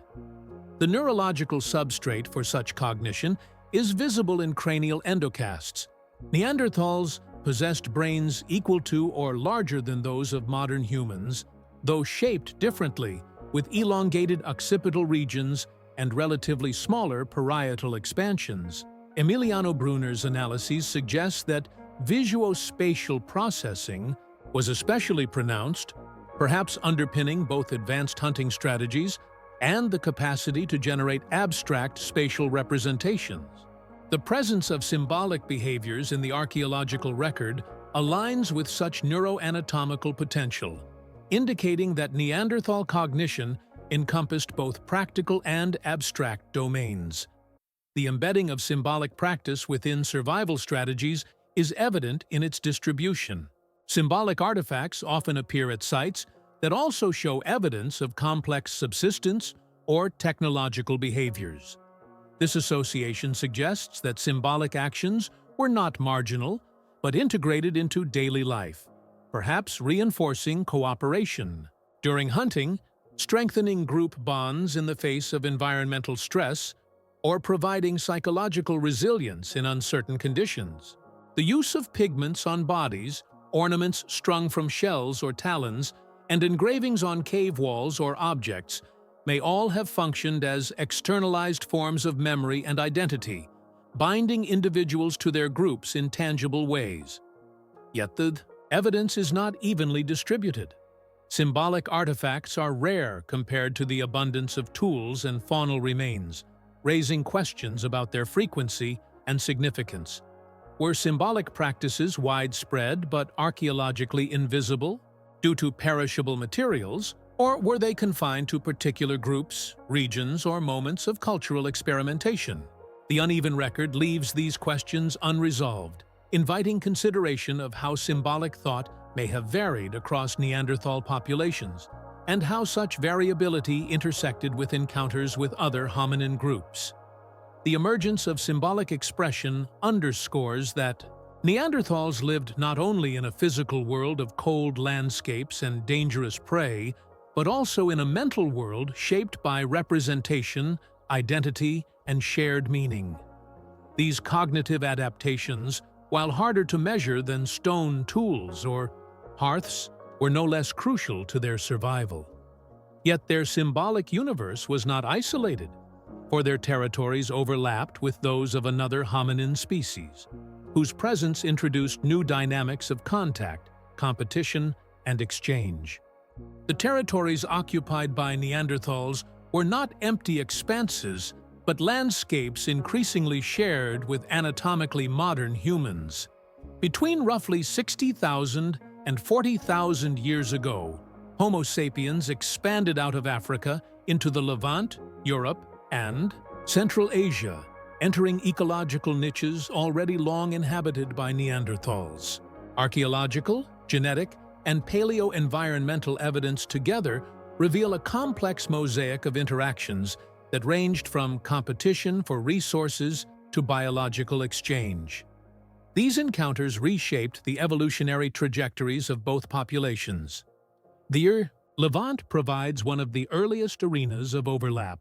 Excavations at Skul and Kafze caves in Israel produced Homo sapiens fossils dating to between 120,000 and 90,000 years ago, while nearby Tabun Cave and Kabara Cave preserve Neanderthal remains from broadly similar time frames. These sites suggest alternating occupation of the same region by the two species, likely mediated by climatic oscillations that periodically opened or closed corridors between Africa and Eurasia. Stable isotope data from faunal remains in the Levantine caves indicate comparable diets among Neanderthals and Homo sapiens, with both populations relying heavily on gazelle and other ungulates, underscoring the likelihood of direct competition for prey. Genetic data confirm that interactions went beyond ecological overlap.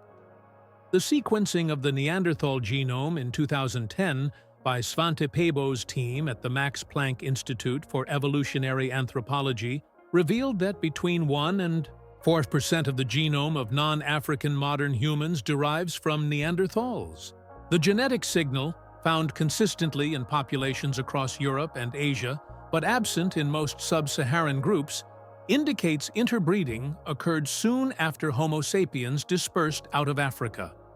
Further analysis places the most probable encounters in the Near East, where both populations coexisted during critical windows of migration. The archaeological record also points toward cultural exchanges. At Châtelperronian sites in France and Spain, tool assemblages combine Mousterian flake technologies with blade and ornament forms characteristic of Homo sapiens. While some scholars argue that Neanderthals independently developed these innovations, others suggest acculturation through contact with modern humans. The presence of ornaments such as pierced teeth and ivory pendants in Châtelperronian contexts reflects symbolic behaviors that parallel those of early Homo sapiens, raising the possibility that interactions stimulated new cultural expressions among Neanderthal groups. Competition, however, cannot be discounted. Homo sapiens carried projectile weapons such as atlatls and possibly bows, technologies that extended killing range and reduced risk during hunting. By contrast, Neanderthal reliance on close-range thrusting spears exposed them to higher injury rates, as indicated by skeletal trauma patterns. This technological asymmetry may have granted Homo sapiens an advantage in contested ecological niches, particularly where prey was scarce. Moreover, Homo sapiens appear to have organized larger and more interconnected networks, as evidenced by the long-distance transport of obsidian, marine shells, and pigments across hundreds of kilometers. Such networks facilitated not only resource acquisition, but also the spread of innovations, creating cumulative cultural advantages in regions of overlap. Demographic modeling supports the idea that small effective population sizes made Neanderthals vulnerable in direct competition. Homo sapiens populations, expanding rapidly, may have simply outnumbered Neanderthal groups, intensifying pressures on hunting grounds and shelter sites.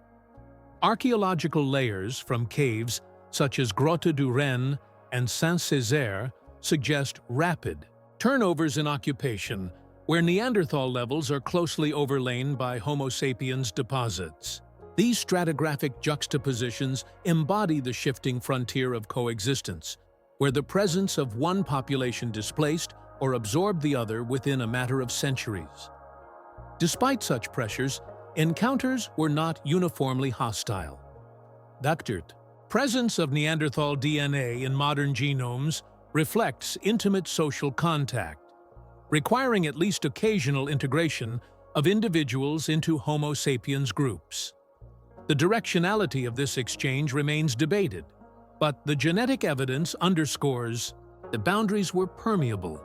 Some alleles acquired from Neanderthals, particularly those related to immune function, such as HLA variants, provided adaptive advantages to Homo sapiens confronting Eurasian pathogens. Interbreeding was not merely incidental, but contributed to the biological fitness of later populations. Regional variability complicates the picture further.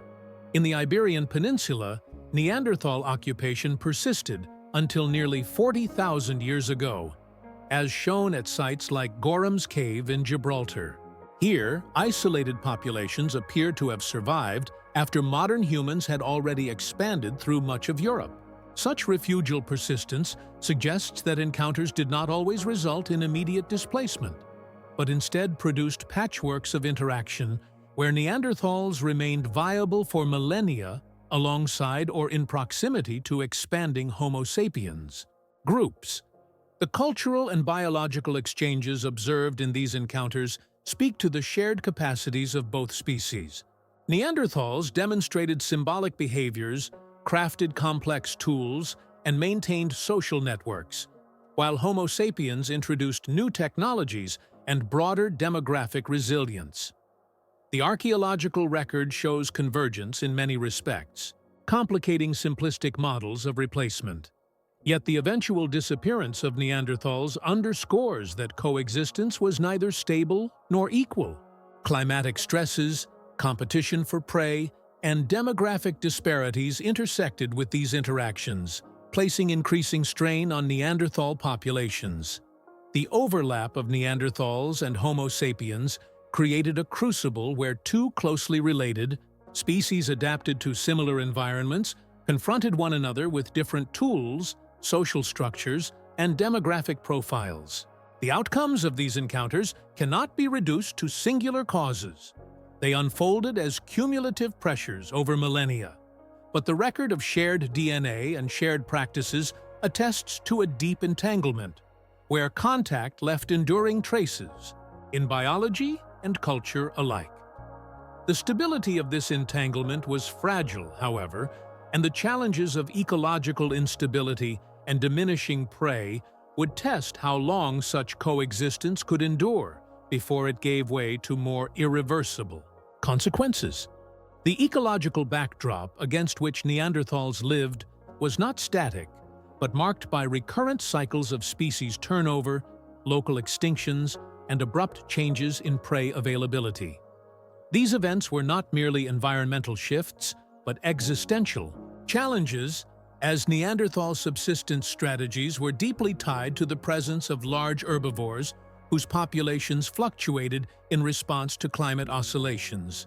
The ability of Neanderthals to endure depended on how effectively they could adjust their dietary focus, modify hunting strategies, and navigate the cascading effects of faunal loss on social and technological systems. Paleoecological data from loess deposits, pollen cores, and faunal assemblages reconstruct the instability of Pleistocene ecosystems. Heinrich events, massive discharges of icebergs into the North Atlantic, disrupting thermohaline circulation, triggered abrupt cold snaps that dramatically altered European landscapes. Within decades, open grasslands contracted, forests encroached, and prey populations reorganized. Megafauna such as straight-tusked elephants and hippos, once abundant in interglacial Europe, receded or disappeared altogether during glacial advances. The disappearance of such large-bodied animals removed high-yield prey from the subsistence repertoire, forcing Neanderthals to redirect their efforts toward smaller, more elusive species. Zooarchaeological evidence illustrates these shifts. At sites dating to earlier Middle Paleolithic phases, such as Leringen or La Côte de Saint-Brelade, mammoth and rhinoceros remains dominate faunal deposits. By contrast, later sites such as Les Pradelles show a predominance of reindeer bones, reflecting a shift to specialized hunting of migratory ungulates. Stable isotope analyses of faunal collagen from these periods confirm a narrowing of dietary niches, with reindeer and horse becoming increasingly central. This transition suggests that Neanderthals adapted to ecological contractions by specializing in species resilient to glacial conditions, yet such reliance also introduced vulnerability, as herd fluctuations could expose groups to sudden scarcity. Reliance on reindeer highlights the precision of seasonal strategies. Age profiles of reindeer bones from sites like Les Pradelles indicate autumn hunting, coinciding with peak fat reserves. Yet seasonal specialization came with risk. Failure during a hunting season could jeopardize survival across the entire winter. Unlike mammoth or bison kills that yielded months of meat and fat, reindeer provided more modest returns, demanding more frequent hunts. This heightened dependence on consistent prey access magnified the costs of ecological instability. Small game exploitation has been documented but appears limited compared to later Homo sapiens. At Gorham's Cave in Gibraltar, rabbit remains bear cut marks, showing that Neanderthals did process smaller prey. Yet the relative rarity of such evidence suggests that small game was supplementary rather than central. Taphonomic studies indicate that in many contexts, small animal bones were accumulated by raptors or carnivores rather than by humans, underscoring the limited role of small fauna in Neanderthal diets. The relative neglect of such resources contrasts with Upper Paleolithic Homo sapiens, who systematically broadened subsistence strategies to include fish, birds, and small mammals. diversifying their caloric intake in times of scarcity. Plant exploitation provided another buffer, but was constrained by climate.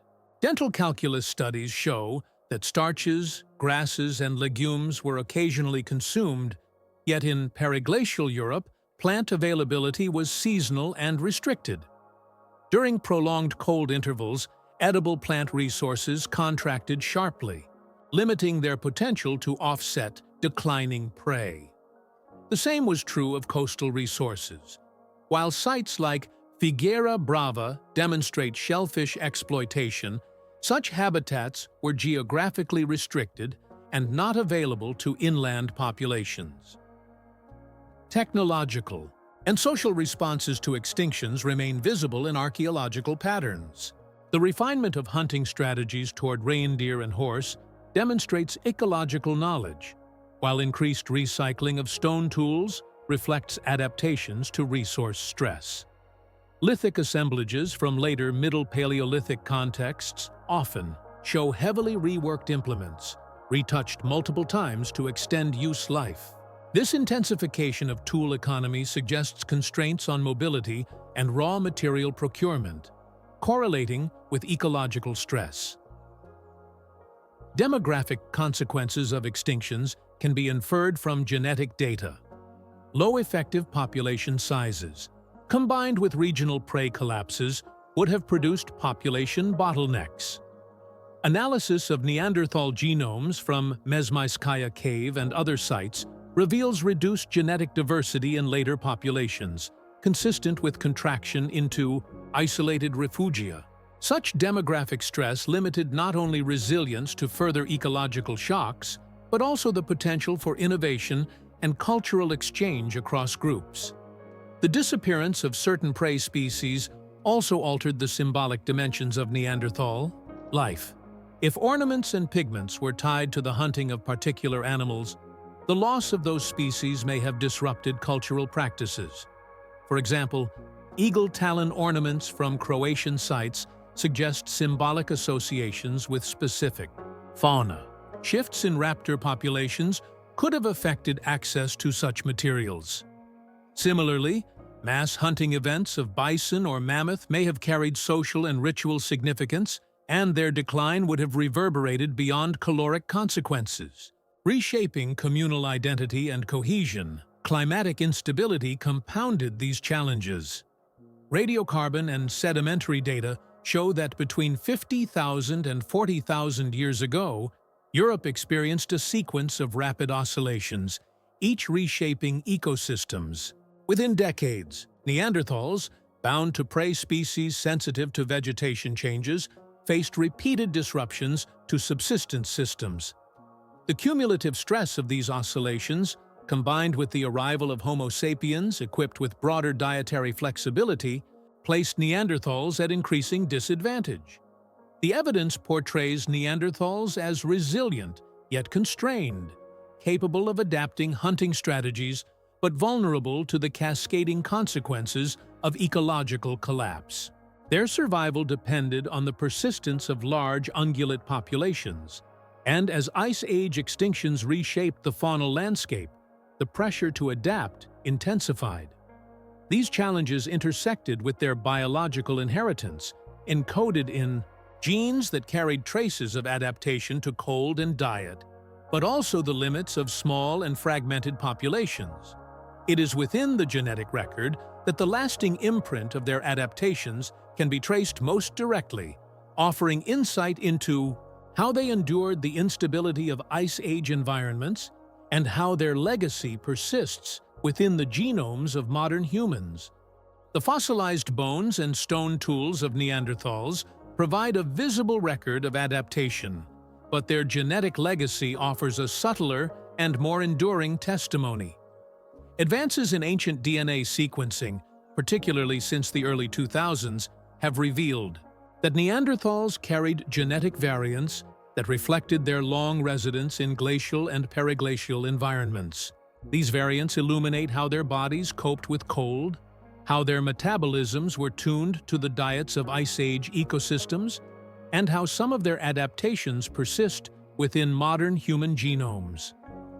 The first draft sequence of the Neanderthal genome, published in 2010 by the Max Planck Institute for Evolutionary Anthropology under the direction of Svante Pääbo, marked a decisive step in reconstructing this biological inheritance. From remains excavated at Vindija Cave in Croatia, researchers extracted degraded DNA fragments, which were painstakingly assembled using high-throughput sequencing technologies. This work not only confirmed interbreeding between Neanderthals and Homo sapiens, but also highlighted candidate genes linked to cold adaptation and metabolic resilience. Subsequent sequencing from Mezhmyskaya Cave in the Caucasus and Denisova Cave in Siberia refined this picture, expanding the genetic sample and tracing geographic variation. Among the most significant genes identified are those associated with thermoregulation. Variants in the UCP, uncoupling protein family, particularly UCP1, play a central role in the function of brown adipose tissue, a metabolically active fat that generates heat through non-shivering thermogenesis.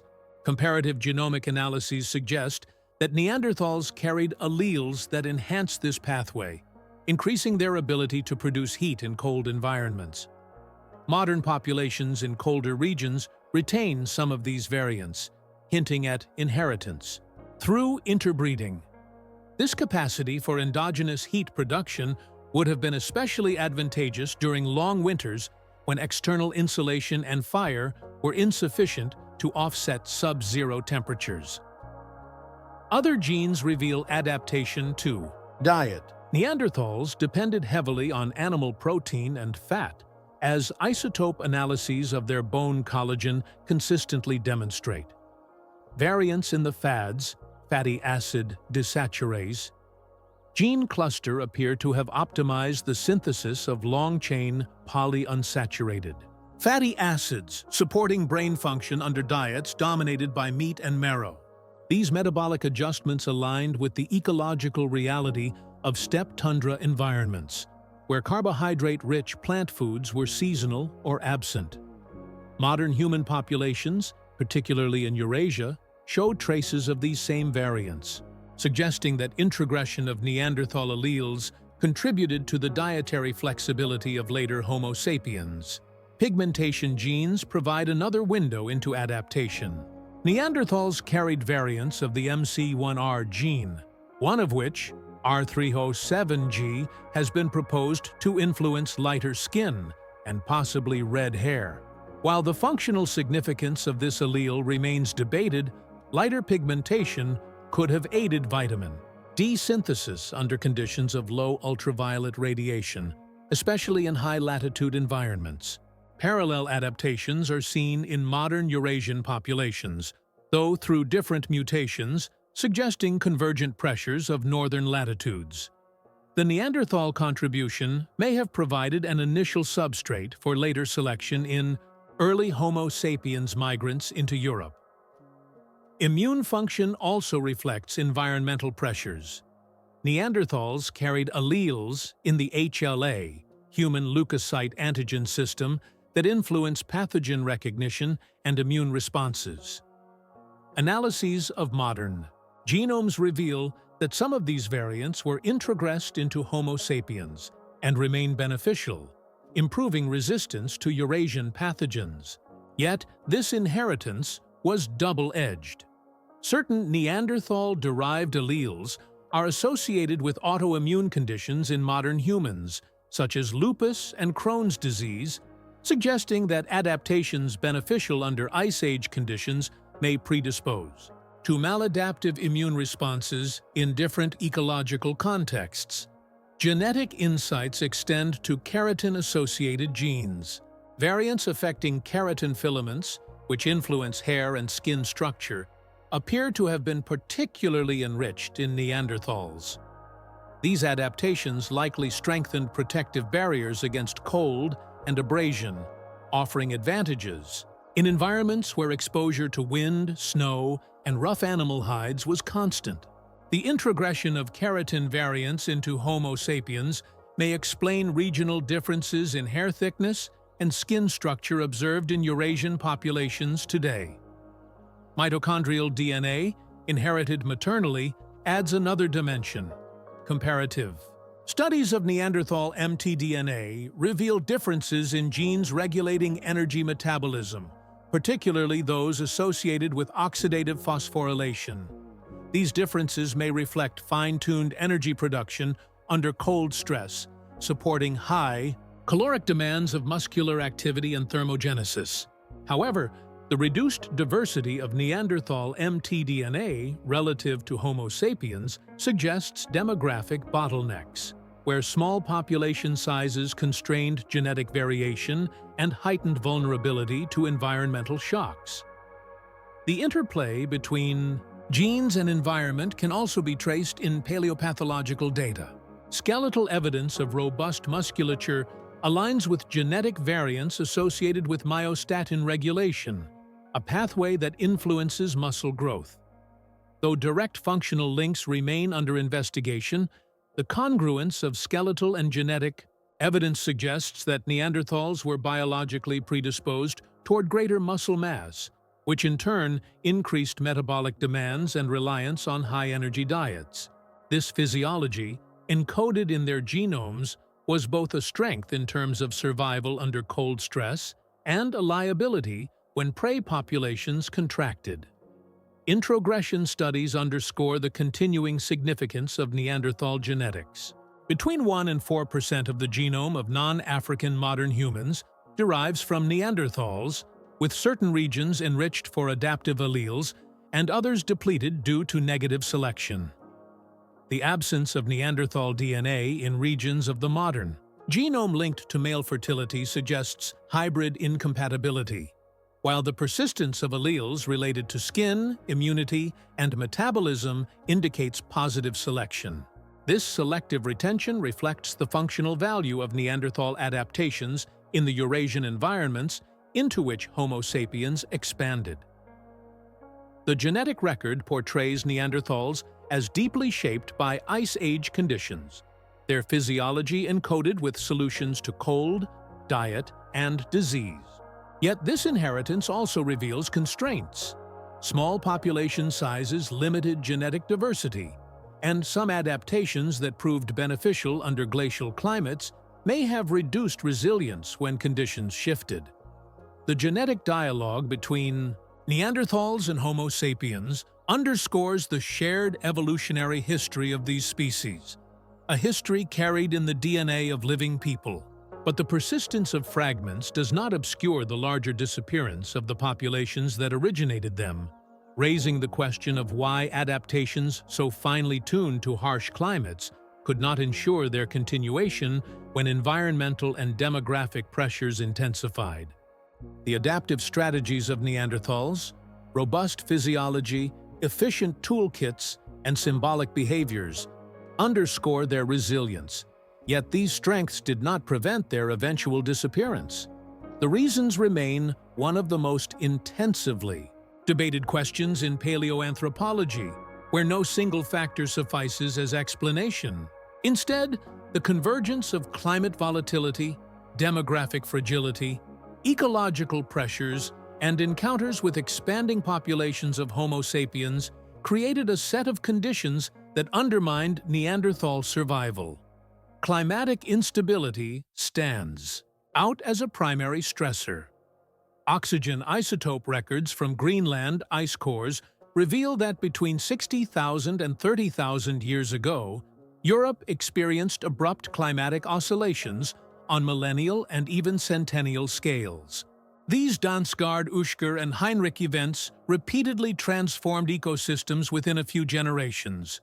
Periods of warming allowed forests to expand, reducing open steppe habitats critical for reindeer and horse hunting, while sudden cold reversals curtailed plant productivity and destabilized herbivore populations.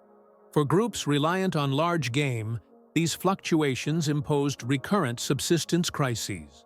Zooarchaeological data from late Middle Paleolithic sites in France and Germany show declining faunal diversity over time. suggesting narrowing options as climate oscillations intensified. Demography compounded these pressures. Genetic studies indicate that Neanderthal effective population sizes were extremely small, with some estimates as low as a few thousand breeding individuals across their entire range. This fragmentation left populations vulnerable to local extinctions and inbreeding depression. Evidence from El Sidrón Cave in Spain shows limited mitochondrial diversity within a single group, consistent with close kin structures. Such demographic fragility limited adaptive potential, making recovery from environmental downturns slow or impossible. By contrast, Homo sapiens groups arriving from Africa carried larger genetic diversity and greater demographic momentum, allowing more rapid expansion and resilience to local shocks. Direct competition with Homo sapiens likely intensified Neanderthal vulnerability. Archaeological evidence demonstrates that Homo sapiens introduced technological systems with broader ecological reach, including blade-based industries, projectile weaponry, and complex symbolic systems that facilitated long-distance social networks. These advantages extended beyond hunting efficiency. They enhanced group coordination, resource exchange, and the transmission of innovations across wider territories. The contrast between Mousterian toolkits and early Upper Paleolithic blade industries underscores this divergence. While Neanderthal tools were highly effective within certain ecological frameworks, they lacked the cumulative cultural dynamics that characterized Homo sapiens. Disease may also have played a role. Contact between populations with distinct evolutionary histories likely facilitated pathogen exchange. Homo sapiens expanding out of Africa may have carried tropical diseases to which Neanderthals had little immunity, while Neanderthals may have harbored pathogens unfamiliar to modern humans. Although direct evidence of specific infections is elusive in the archaeological record, genetic studies of immune system variation hint at selective sweeps driven by pathogen exposure during this period. The incorporation of Neanderthal alleles into Homo sapiens immune genes suggests that interbreeding introduced adaptive responses, but the reciprocal effect on Neanderthal populations remains unclear, leaving open the possibility that disease burdens were asymmetrically felt. Ecological marginalization emerges as another dimension. As Homo sapiens expanded across Eurasia, they appear to have occupied diverse habitats, from coastal estuaries to inland steppes, exploiting a wider range of resources including fish, birds, and small mammals. Neanderthals, while capable hunters, remained more specialized in large ungulates. Stable isotope evidence consistently places them at a high trophic level, equivalent to apex predators. This specialization, successful for hundreds of millennia, became a liability when prey populations fluctuated or collapsed. The broader dietary breadth of Homo sapiens likely allowed them to persist through conditions that left Neanderthal groups exposed to starvation. Archaeological chronologies suggest that Neanderthals persisted longest in refugial regions such as southern Iberia. At Gorham's Cave in Gibraltar, Mousterian assemblages date to around 40,000 years ago, later than most continental sites. These pockets of survival indicate that Neanderthals were not immediately displaced across their entire range but endured in fragmented enclaves. Yet such refugia were ultimately insufficient. Geographic isolation reduced contact between groups, while shrinking resource bases heightened risk. As each pocket dwindled, the metapopulation structure disintegrated, erasing the possibility of re-expansion. Cultural interactions with Homo sapiens may have introduced both opportunities and pressures. The Châtel-Perronian industry of southwestern Europe, blending Mousterian flake tools with blade and ornament traditions, has been interpreted as evidence of Neanderthal adoption of modern human practices. If this represents acculturation, It underscores Neanderthal capacity for cultural exchange. Yet it also highlights their precarious position. Innovations may have been borrowed under pressure of competition, reflecting not cultural stasis, but cultural vulnerability. Whether these adoptions prolonged survival or simply delayed disappearance remains unresolved. But they testify to dynamic encounters rather than passive decline. The interplay of these factors is increasingly understood through modeling. Computer simulations combining climate reconstructions, demographic parameters, and archaeological site distributions suggest that small effective population sizes, combined with environmental volatility, would have driven Neanderthals toward extinction even without direct competition. When Homo sapiens expansion is added to these models, the decline accelerates, suggesting that multiple stressors acted in concert. Extinction was not a singular event, but a process of contraction, fragmentation, and attrition unfolding unevenly across regions. The disappearance of Neanderthals remains one of the most poignant episodes in human evolution, not because it was sudden or mysterious, but because it illustrates the fragility of survival under converging pressures. Their adaptations, finely honed to Ice Age environments, were insufficient against the cumulative weight of climate instability, demographic weakness, ecological specialization, and competition with expanding Homo sapiens. Yet, their story does not vanish entirely with their bones and tools. Through genetic inheritance, cultural echoes, and the enduring record of their adaptations, Neanderthals remain woven into the history of humanity itself.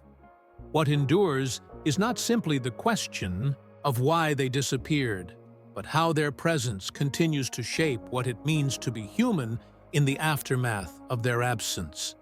The disappearance of Neanderthals as distinct populations did not erase their evolutionary contributions. Instead, their legacy persists in the genomes of modern humans, in the adaptive traits shaped by Ice Age environments, and in the broader understanding of what it means to belong to the genus Homo.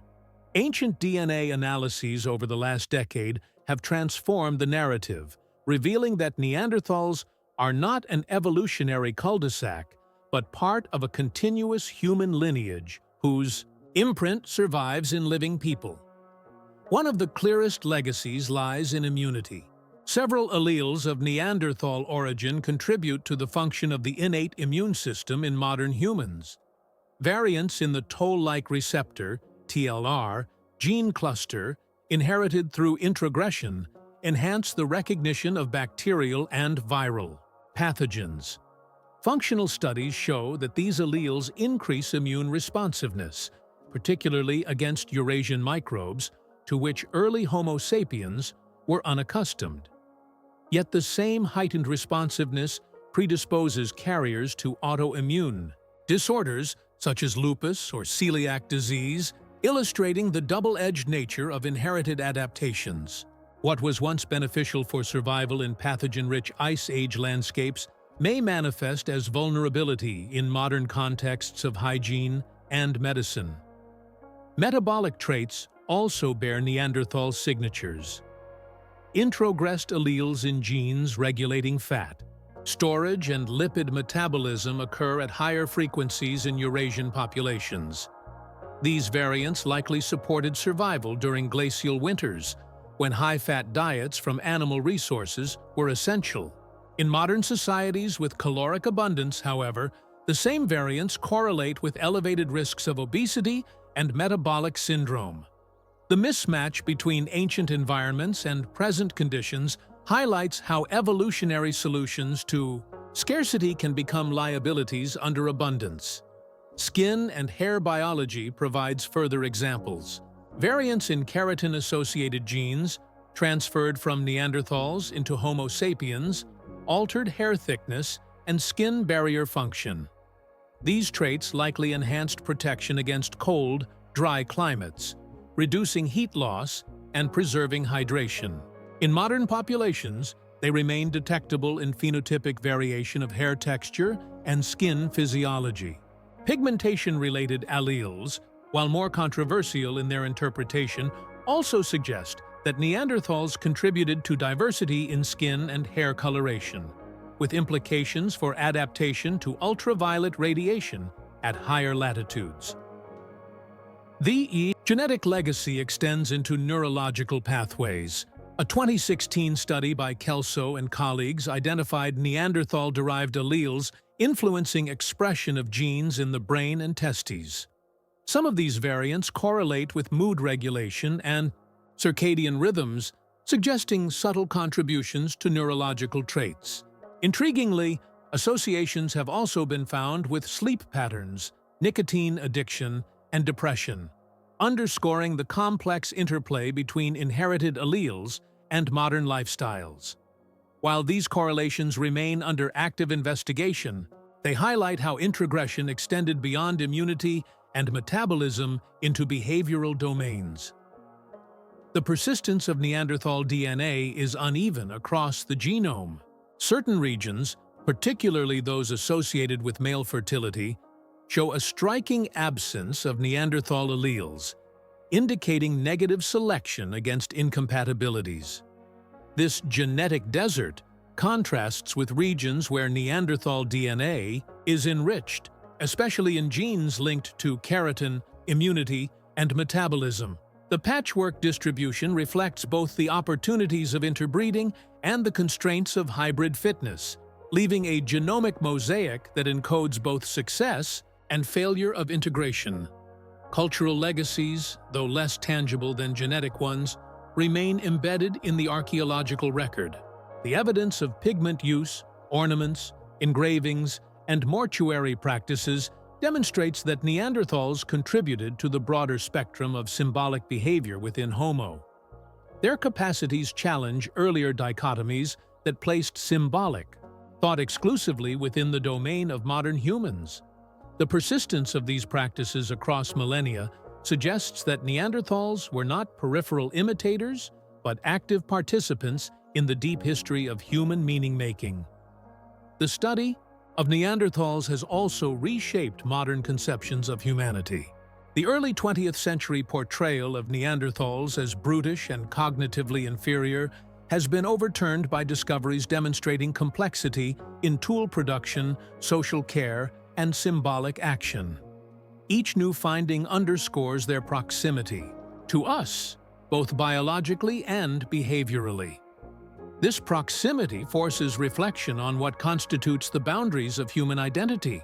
If Neanderthals interbred with our ancestors, shared capacities for symbolic expression, and endured climates that tested the limits of endurance, then their story is inseparable from ours. The endurance of their genetic and cultural imprints speaks to resilience, yet also to fragility. The same adaptations that sustained them, robust physiques, protein-heavy diets, cold specialized metabolisms, became vulnerabilities when climates shifted and competition intensified. Their disappearance underscores the precarious balance of adaptation, where strengths in one ecological framework can become liabilities in another. The record of their survival, encoded in genomes and artifacts, illustrates the dynamic tension between resilience and vulnerability that defines the evolutionary trajectory of all human species. What remains, then, is not only the question of why Neanderthals vanished, but also how their survival strategies continue to echo within us. Every immune response shaped by ancient alleles, every metabolic pathway inherited from Ice Age forebears, every recognition of symbolic practice in their artifacts serves as a reminder that their legacy is not distant, but present. The Neanderthals endure not as relics, but as participants in the shared lineage of humanity. Their story written in both bones and blood, awaiting further revelations as science continues to uncover the traces they left behind.